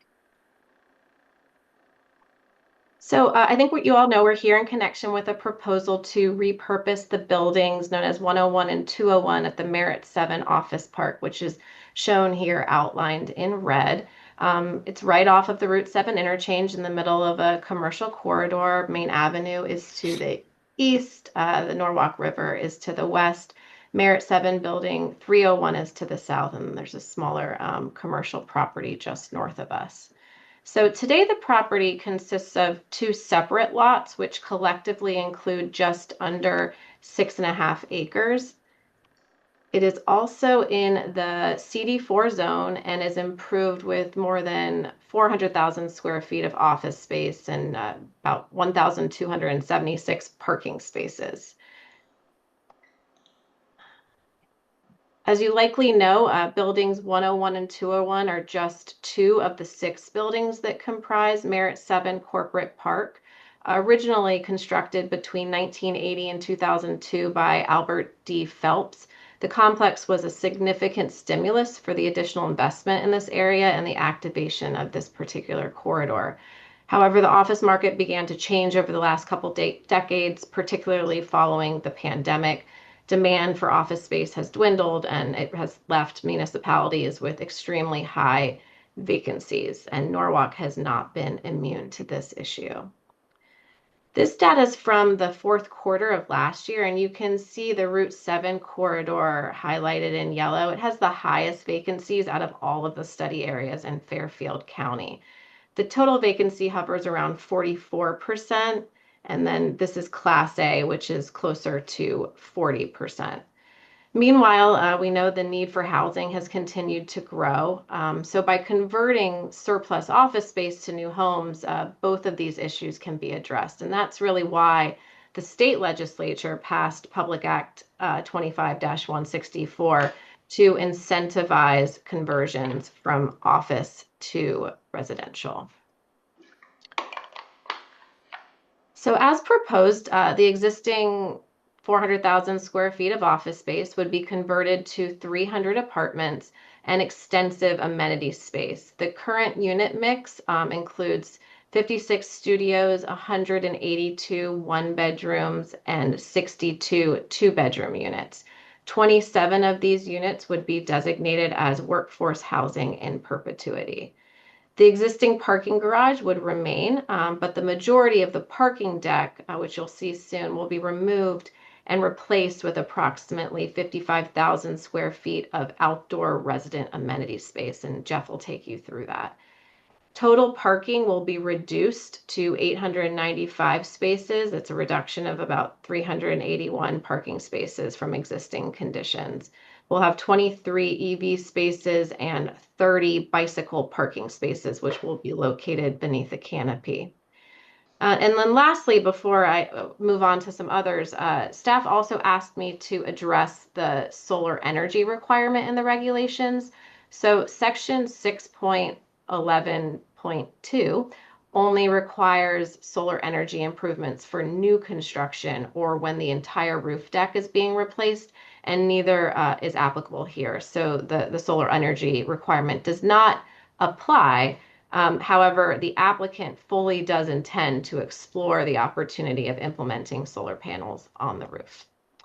So with that, now's probably a good time to turn things over to the other folks on my team to go over other aspects of the application. I know you've received all of the various plans and reports, so I've asked our team to keep things brief and summarize key points. But of course, if you have any questions or want us to spend more time on anything, please just let us know. So let's start with Jake, please. Sure. Hi, Jake Granoff. Thanks for having us. I'll share my screen.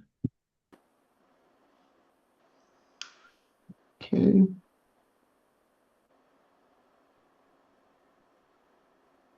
All right, you guys can all see this? Yes. Okay. So I'm from the architecture team from Granoff Architects. I'm presenting M7 Lofts as we've discussed. This is also just kind of highlighting on the lower section that, we have an extensive team looking into kind of all angles of this conversion. We're at, 12 here and many more on the periphery as well. A little bit about Granoff Architects. We've been involved with about a dozen conversions in the Connecticut, New York, Rhode Island area.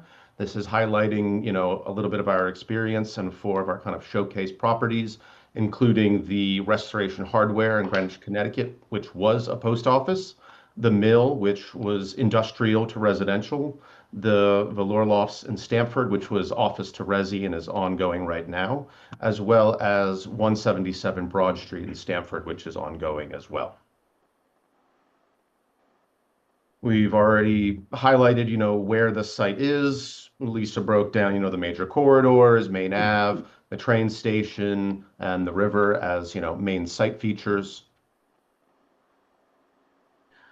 This is the roof plan. As Lisa mentioned, we are taking the majority of the parking between the buildings and around 201, roughly about 250 spots, and converting it to outdoor amenity space, including a great lawn, a pool area, a couple of barbecues, outdoor lounge, dog park runs, and an outdoor playground.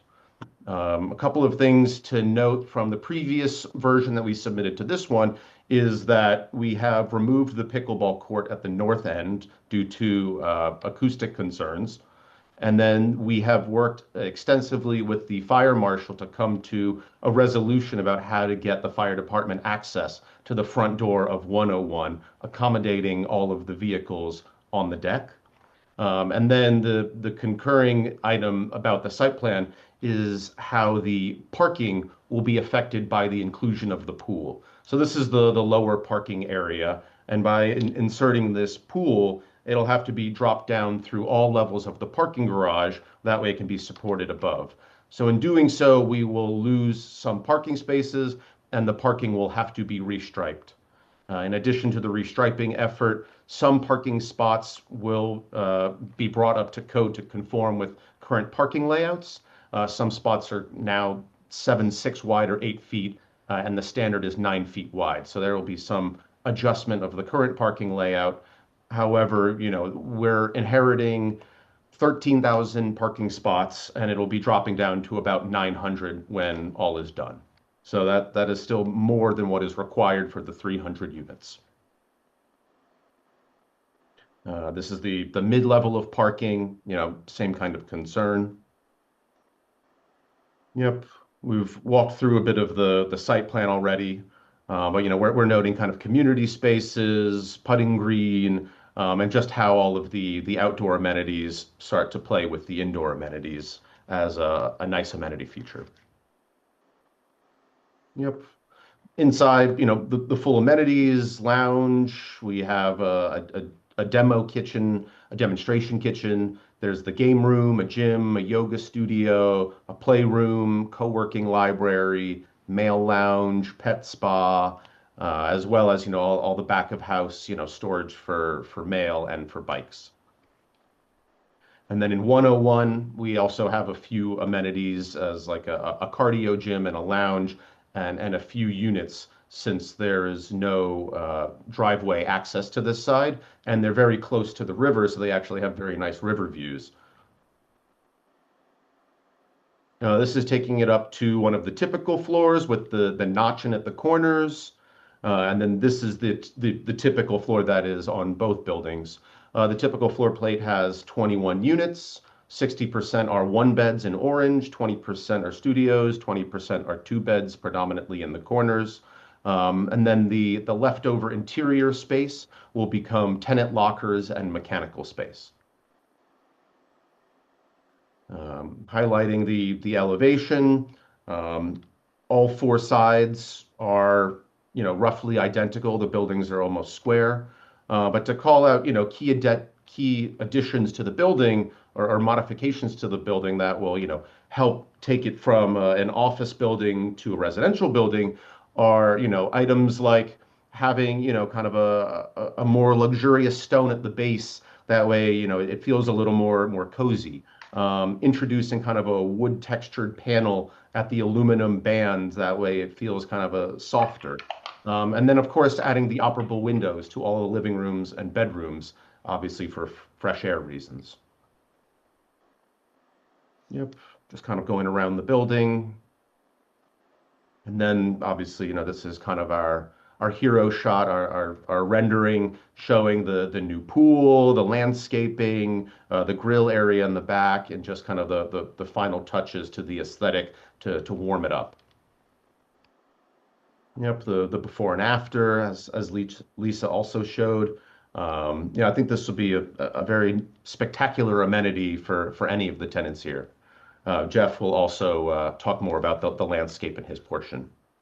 Yep, some more before and after. Highlighting the water feature also plays into some of the white noise of the site. Just a little overview, the parking at 101 will remain, and the 201 will be, heavily amenitized, lots of landscaping, as well as, provide some amount of separation between, the residents and, Main Street and the retail corridor. All right, showing the before and after. Yep, and this is from the other side. As far as how we're handling 301, we're adding a row of trees and we're sort of, turning our back to it. That way, the residential spaces are primarily between the two new conversion buildings. But the ramp and the access will remain as is and will be accessible to all three buildings. Yep. Highlights of some of the landscape renders, the grove in the top left, it feels very much like you're in a park. Residents can hang out on the bench. It'll be a nice place for families. The upper right is the outdoor lounge, which connects to the indoor lounge. We'll have an outdoor fireplace. The lower left is kind of the connectivity of all the amenity spaces, the bocce court, the grove, the outdoor lounge. And then you can kind of see the overview of it in the lower right.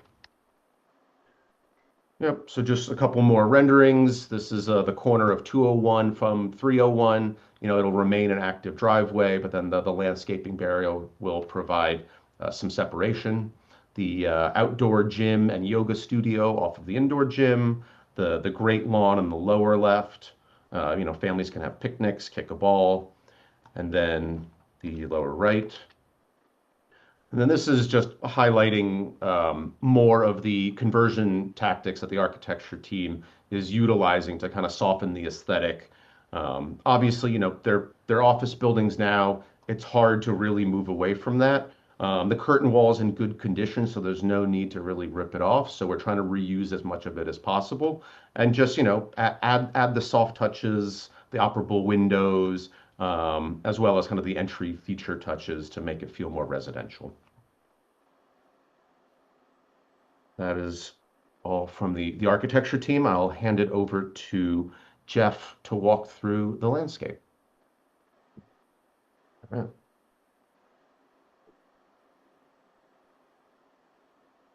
Thank you, Jake. Good evening, board. For the record, my name is Jeff Scher, landscape architect at Granoff Architects, on behalf of the applicant for the proposed conversion to residential.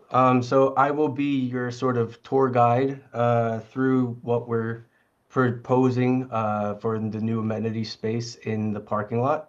And what are we doing? Essentially, we are taking an existing office space parking lot and converting it into meaningful pedestrian spaces for future tenants. So what you have before you here is the existing plan, existing stripings. You see the two buildings with the proposed floor plans on the inside of 101 and 201. And how do I go to the next one there? Oh, control arrow. There we go. So just flipping in between existing and proposed. Here's the tour guide. Will act as the drone here. So if we're in a car, we're coming into the existing 101 building access ramp, and as a resident, you can go to the right and go through new striping and two double width aisle with 90-degree parking spaces here. And as Jake had mentioned before, the original, the change here was the pickleball court that existed, proposed, it was removed, and we just went back to existing parking essentially, or what exists, which is parking. There's a little bit of greenery here, again, just to buffer, and we have additional space. So these are wider aisles for backing in and easier maneuverability, but it allowed us an opportunity to provide some green space. And again, as mentioned, there's 20 bike rack spaces here underneath the canopy.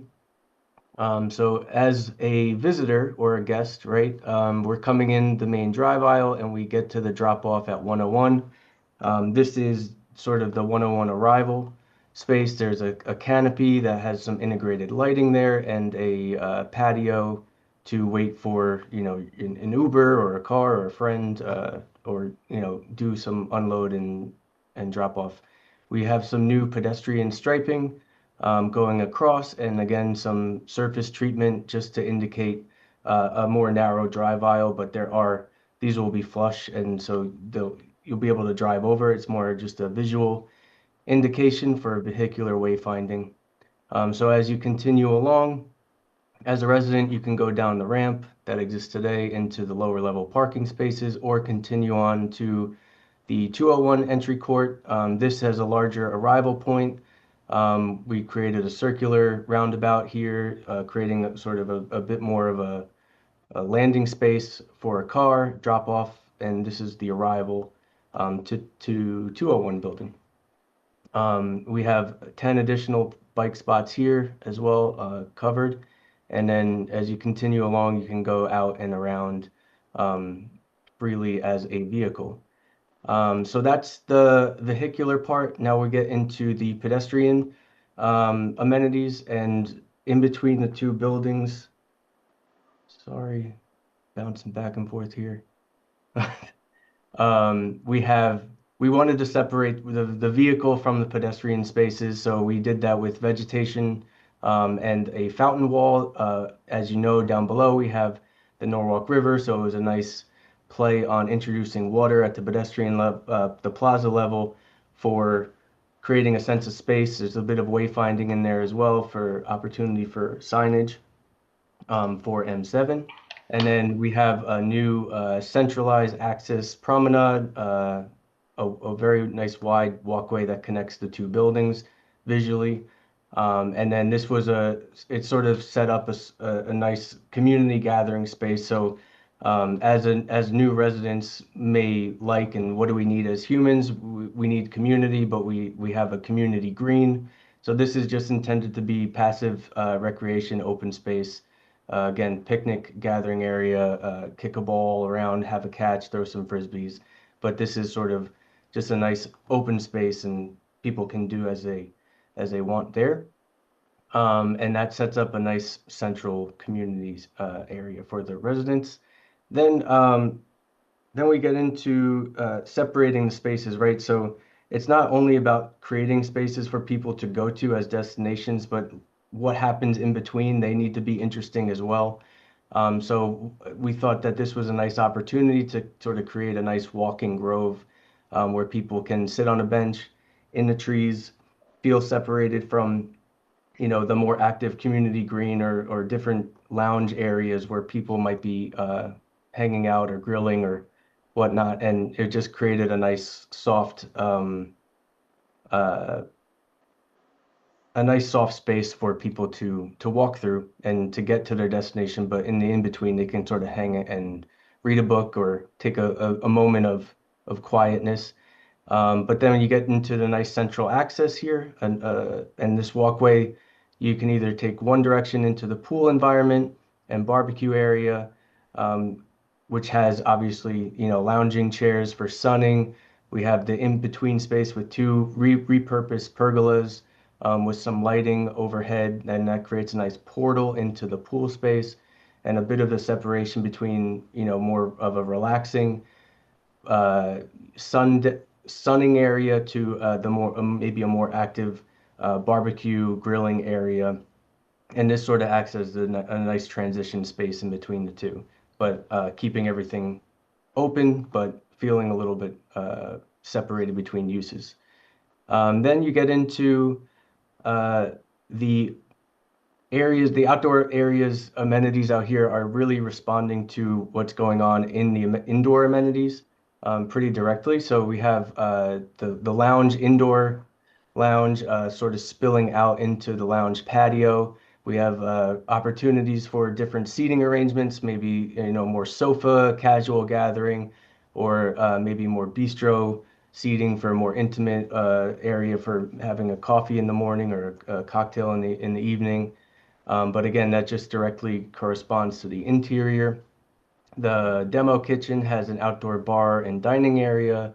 The sports and gym area has a putting green, and those are again buffered from maybe a more linear, smaller community lawn, but it still gives a feeling of outdoor space with a little bit of separation in between the two.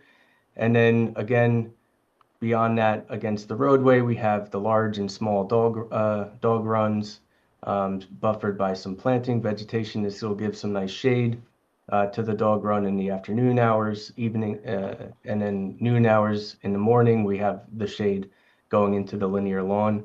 And that all connects to and terminates at another repurposed pergola, which will act as a seating area for maybe outdoor games like ping pong or lawn darts or bocce or chess, whatever people decide they want to do out here, maybe reading a book on this bench. And then we come up and turn the corner into the indoor-outdoor gym area, again, just responding to the gym. And then originally there was a Zen garden in this upper corner, but as you can see, as we started laying out some playground equipment, it turned out to be better use as a larger playground, and so parents can sort of sit and relax on the benches as their kids are playing. And then this is our buffer of tree plantings and shrubs and perennials. And again, this just separates and gives a bit of privacy to these amenity uses, but we also wanted to keep the pedestrian use or connection open to the walkway, which then ultimately leads to the train beyond. There will be gates and fences separating all this with fob access, so residents will be able to have a bit of privacy here and while being able to enjoy the amenities. Up above here, we get into the overall site planting palette. These are images of all of the species, starting with trees, going into shrubs, and then herbaceous grasses and perennials, flowering perennials, and then all the way down to sedums and vines. It's an 80% native planting palette and obviously 100% non-invasive and adaptive species here, but majority we're native focused here, which is always good in planting, and that takes care of sort of the overall landscape of everything. But what comes with landscape is we need lighting. So obviously, again, vehicular, what exists today is large overhead pole lighting, and that can feel obtrusive sometimes. And so what we're doing is we're taking the existing vehicular pole lightings that are in the proposed pedestrian spaces and moving them to the perimeter of those spaces to light up and illuminate the drive aisles correctly. And then on the inside in pedestrian spaces, you'll see we're dropping the light level down below eye level, and sort of creating a nice, warmer, welcoming glow throughout the site. So again, I have you'll see a bunch of colors on here. These are color coded to each fixture type above with the picture.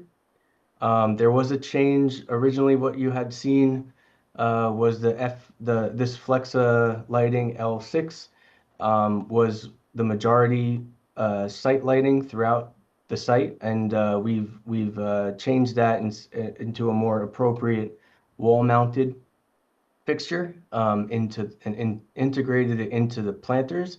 So that was really the change. It's the same amount of lights, more or less. It's just instead of having the path lights mounted in the planting beds and coming over the proposed planters, they'll be a bit lower and integrated into the planters. So that's the majority. You see that sort of blue teal color throughout the site. That's going to provide our wayfinding lighting. And then we have the green, which is our bollard lighting. That's at the vehicular pedestrian areas. And then we have as well just some concrete cubes that'll be sort of artistic and decorative, but a nice sort of place to sit while providing vehicular pedestrian safety. And then the red is the garden lights throughout. You'll see them in the garden beds and at the sort of entries and portals into each space. And then we have integrated bench lighting in the proposed benches. Above here, we have string lights that again they'll be on a timer for nighttime use there, but it creates a nice visual destination interest from beyond and in the site at different points, because we want to create a sort of a warm glow throughout and invite people into these new proposed amenity spaces. So we want to give them a reason to go there and create a little bit of interest along the way. And it all has to be safe. So that's the overall lighting plan. These are all the fixtures again above. And then we'll go to, we did a photometric study here just to make sure that anything that's being proposed isn't spilling and being obtrusive at property lines. I think these, if I zoom in here, these darker bubbles are all 0-foot candles on pavement with the proposed lighting. And we're well under even before we get to the property line. And so what exists today is not going to get any worse. It's going to get better, and it's going to be warmer, and it's going to be more inviting. It's changing from vehicular overhead lighting to a pedestrian scale. So just overall, we believe we have successfully converted an existing parking lot and transformed it into dynamic, welcoming spaces for the community and the residents to enjoy not only the indoor amenities, but give them a reason to enjoy the outdoor amenities. So we think that it's a good improvement for the community, but it also creates good community. So that is the overall landscaping, and I will pass it over to Colleen. And I will stop sharing. Thank you. Great, thanks, Jeff. I will share my screen.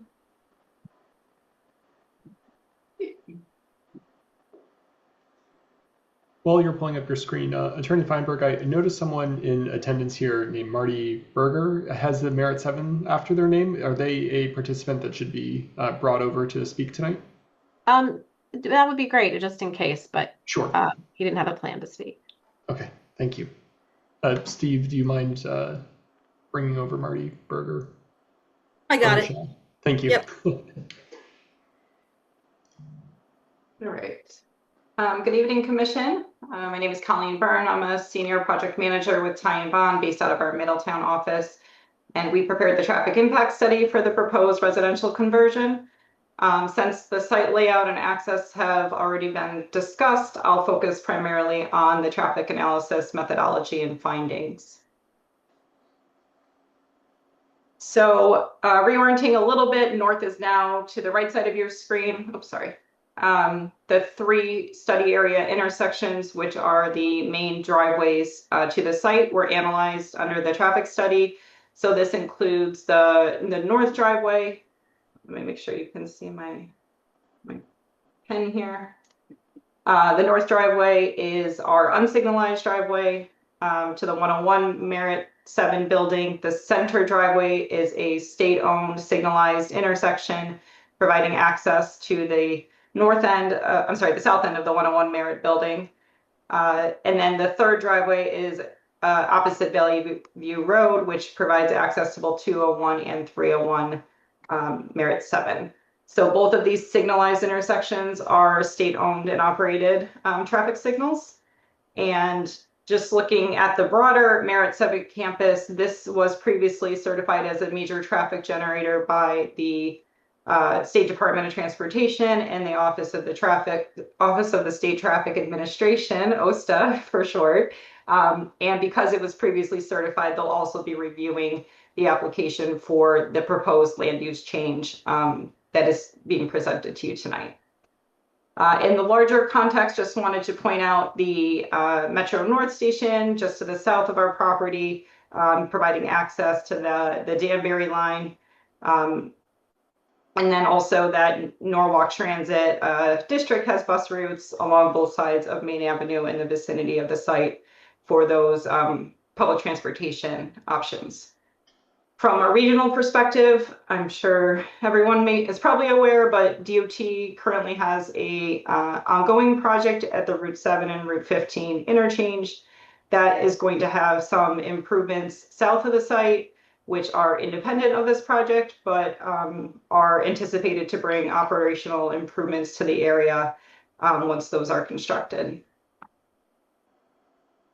So a little bit more into the methodology of the traffic study. So we look at the potential traffic to be generated by the proposed development by the change in the land use from office to residential. And this is calculated using the Institute of Transportation Engineers Trip Generation Manual, 11th edition. In this case, we looked at mid-rise multifamily housing as our specific land use. And this is an industry standard reference that is used nationwide and really across all of the North America, recognized by the state DOTs as an industry standard, and also local agencies, including Norwalk. And we utilize this to really provide a conservative estimate of the number of trips to be generated by the proposed development. So in this case, we know that we are looking at an existing office use that's being converted to a residential use. And I guess there's a distinction here because we're removing some office trips and then adding in residential trips. So what you're seeing on the top half of your screen is the trip generation only for 300 residential units. And I'll clarify that our study actually looked at 316 units because that was the original layout. So these numbers are a little bit conservative in that regard, where we're a little bit on the higher end than would be experienced with the 300 residential units that are being proposed today. So looking at those numbers, we can see we have approximately 100 vehicles in the morning peak hours. So this is that 1 hour of heaviest traffic between 7 a.m. and 9 a.m. on a weekday. A little under 100 trips, 92 vehicles in that afternoon peak hour. So that range, that 1 hour between 4 p.m. and 6 p.m., what we call the afternoon rush hour. A total of 1,462 vehicles spanning 24 hours over the course of the day. And then Saturday during the midday peak hours, so that usually occurs somewhere between 11 a.m. and 1 p.m., approximately 125 vehicles. But because we have an existing office use in place in 101 and 201 that's being converted to residential, we needed to then look at what our net trip generation would be at those site driveways once the office trips are removed and the residential trips are utilizing those driveways. And in that case, we had existing traffic data that we utilized, and that was provided by DOT as part of their larger study of the Route 7 and Route 15 interchange project. When we took a credit for the trips associated or that were currently on the driveways under the office use and negate that with the proposed residential trips, we have a net trip generation. So that's what you're seeing in the bottom half of the screen here. As you can see, we have a reduction in trips when we convert from office to residential. So looking at actually 156 less vehicles during that morning peak hour, 134 less vehicles in the afternoon, and really looking at a net decrease of 1,300 vehicles over the course of the day. So significant reduction in the amount of trips that are coming in and out of these 3 driveways. So these are total trips for the entire site, but in reality, they'll be split across those 3 study area site driveways that I showed in those yellow circles on the map earlier. Saturday does experience a slight increase in trips. As you can imagine, office use is very low on Saturdays, while residential is a little bit more intensive in terms of vehicle generation. So a slight increase of 121 vehicles during that Saturday midday peak hour.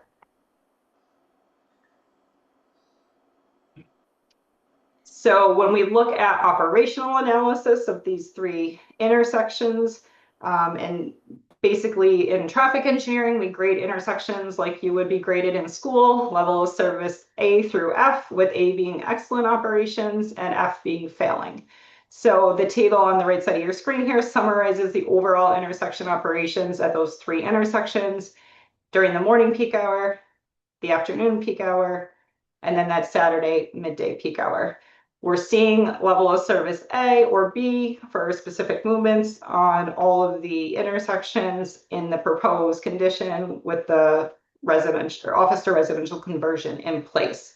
So all these intersections are anticipated to operate very well under the proposed condition, with primarily a reduction in trips moving through them. We also did submit our study to TMP, which they reviewed, provided a few comments, which we addressed. They had a revised study back in November submitted, and we haven't received any further comments from them on that analysis. As I mentioned earlier, we will be submitting to OSTA for their review of the proposed land use conversion. A part of that is submission of the traffic impact study as well, so the state will be reviewing the application.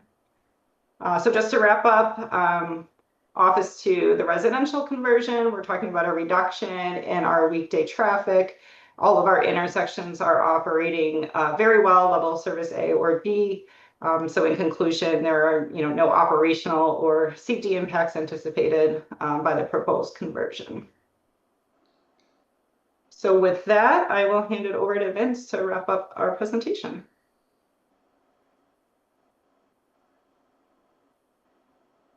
Thanks, Colleen.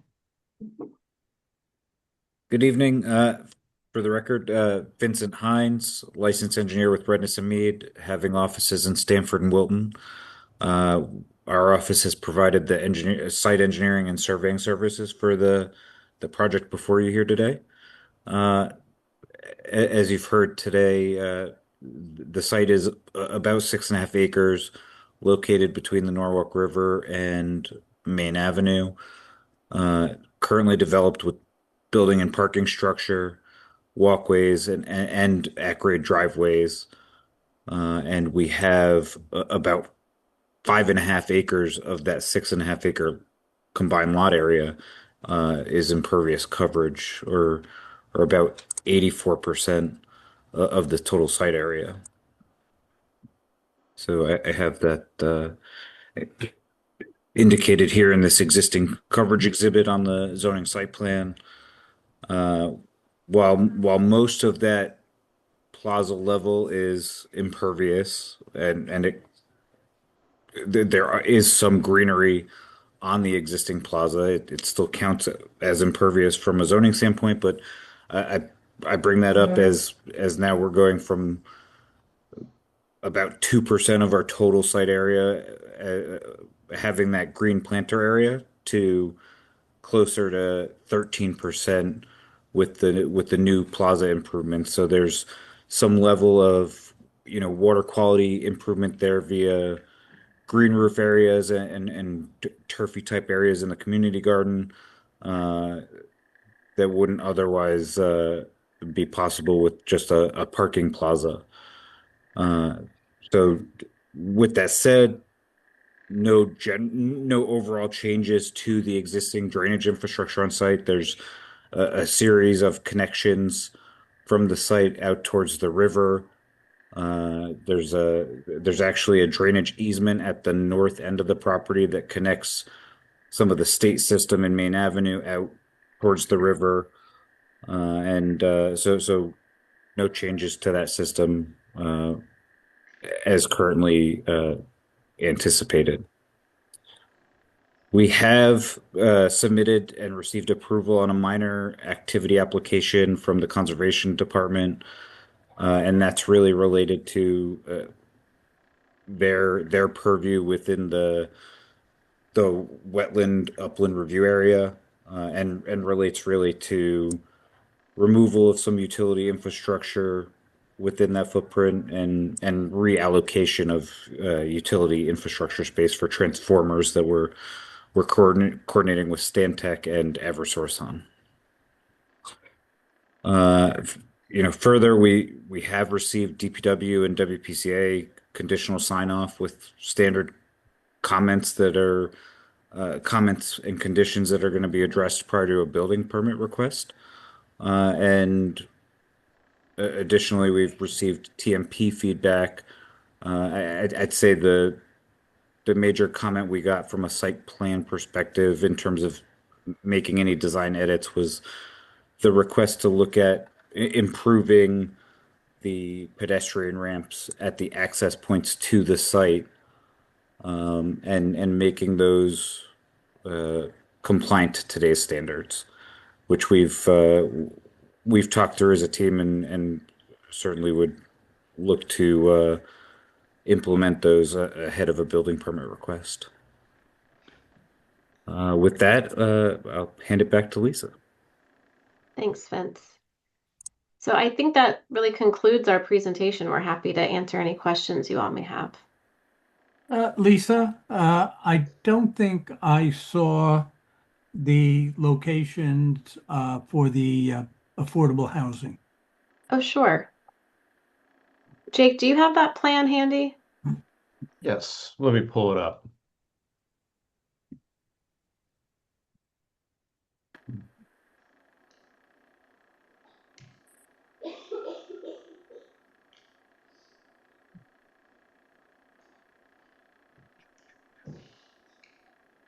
Here, there's a bit of a misprint, I think, on this sheet, but we are allocating the appropriate number of studios, 1 beds, and 2 beds across all floors of the building, as highlighted in the 15 floor plans that you see in front of you.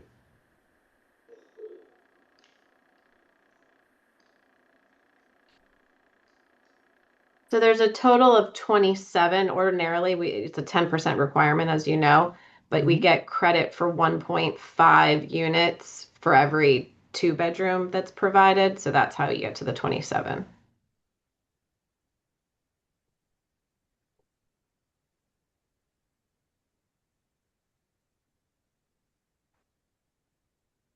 Okay, I apologize. I missed that on the plans. Oh, no problem. There Harvey? were a lot of plans. Yes. I did, by the way, appreciate the financial analysis that you provided. Most good. developers, of course, do not provide that kind of information, and that was much appreciated. I'm glad it was helpful. I agree. Harvey? Yeah, in terms, I see the traffic study understandably says a decrease in vehicular traffic. Do we have a specific understanding? I would presume that there would be an increase in pedestrian traffic, and do we have any sense of what that is? I don't know that we do. I mean, I think given the proximity to the train, the idea is that we're hoping that a lot of folks are not going to be using their cars regularly. But I don't know that we have any numbers. Okay. I saw the traffic study said that Main Avenue is sidewalked. Is there any discussion with TMP about additional connectivity across Main Street, given probably a substantial number of people making trips on foot? Colleen, was that part of any of your conversations with TMP? They did ask one question about some of the pedestrian accommodations, or commented on the pedestrian accommodations at the 2 signalized intersections, and I believe they requested a few upgrades in those areas, which were being incorporated into the site plans. They are in the site plans at present that we were presented? I think we submitted a response letter agreeing to the improvements and saying that we would update the plans prior to building permit. Okay, thank you. Sure. JJ? Yes. I'm familiar with this area. Will there be public access to the river from your building? No, I don't believe there's any plans for public access on the site. I also think it's pretty narrow back there behind the building adjacent to the river. There's not really a safe location for that sort of access. Will that area be built up to have access to your residents? The area next to the river? Yeah. No, there are no plans adjacent to the river. It's all regulated area. Thank you.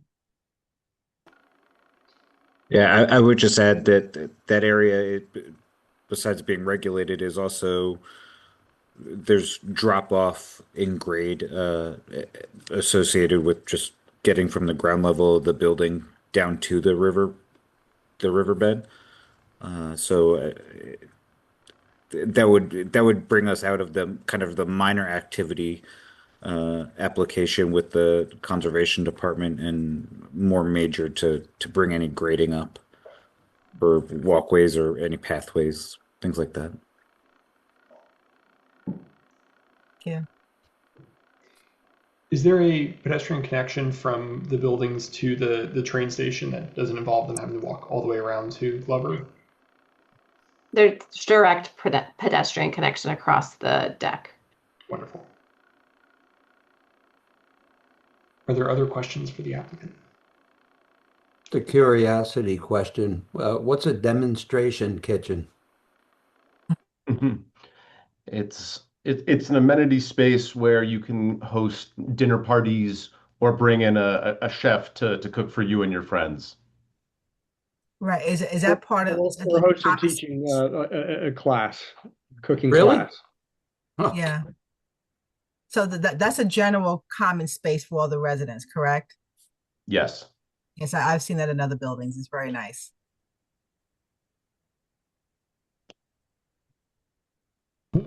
Attorney Feinberg, do you have anything else you'd like to present on this application? I don't think so. I think we covered everything we wanted to cover. Oh, you know, Unless there are any- I do have another question. Please. Okay, so I think earlier in your presentation you didn't mention that the windows will be converted. Will they be able to open and close? Okay. There'll be operable windows in the living rooms and bedrooms. Thank you. Okay. I also appreciated that revision. I think they look nicer as well that way. Go ahead, Harvey. Yeah, one of the staff memo, I think a lot of the back and forth was to do with the fire department, and I might have missed it, but do we have a concise summary of where those discussions landed? It looked kind of up in the air from the staff memo.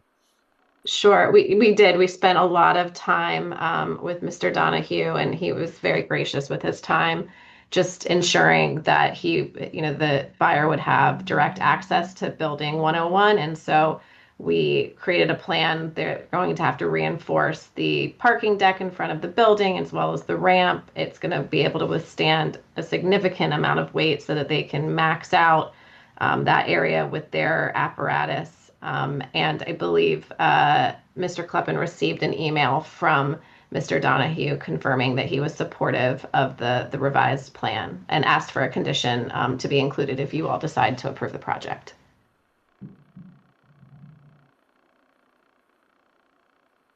Great. Is there a motion for this application? I'll move approval. Thank you, Lou. Is there a second? I'll Thank second. you, Richard. Steve? Yeah, thank you.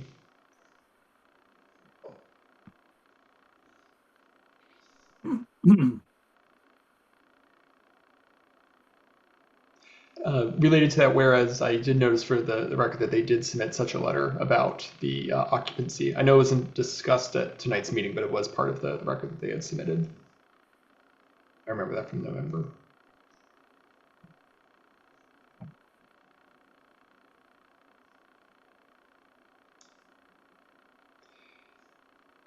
Steve, Can- can we add, oh, go ahead. I was just going to say, condition number 4 pertains to kind of the ongoing conversations that were had with the fire marshal, who did, as Attorney Feinberg stated, sign off on the stage of the project.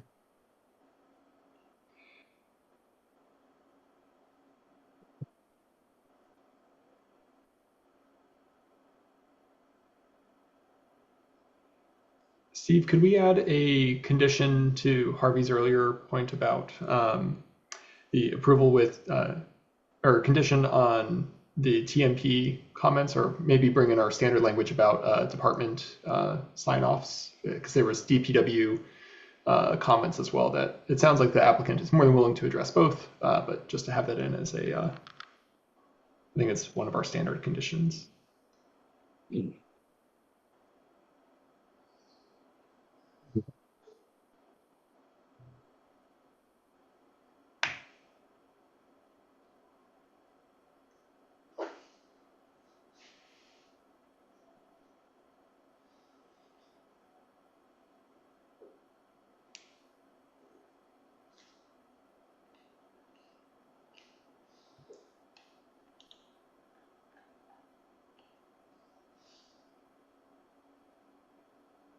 Want to just phrase it correctly. I was going to say intersection improvements, but it wasn't really intersection improvements. I'm trying to see from another approval what we used. I mean, condition 3 is SEAC, which would cover that technically. Oh, okay. What does SEAC stand for? Sorry. Code Enforcement Action Committee, which typically is all departments. Thank you, Chapin, for asking. No problem all. So yes, if you feel like that's sufficient, I'm happy to keep 3 in as that. I'll put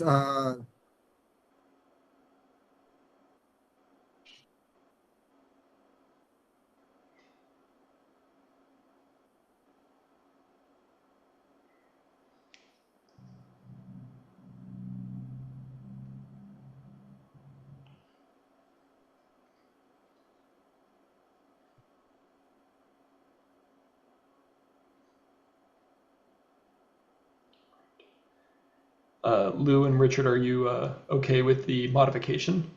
That's fine with me. Yes.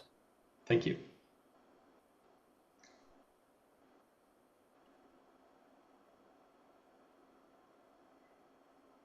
Are there any other comments or modifications to this resolution? Oh, I guess we should scroll through the rest of it. Sorry.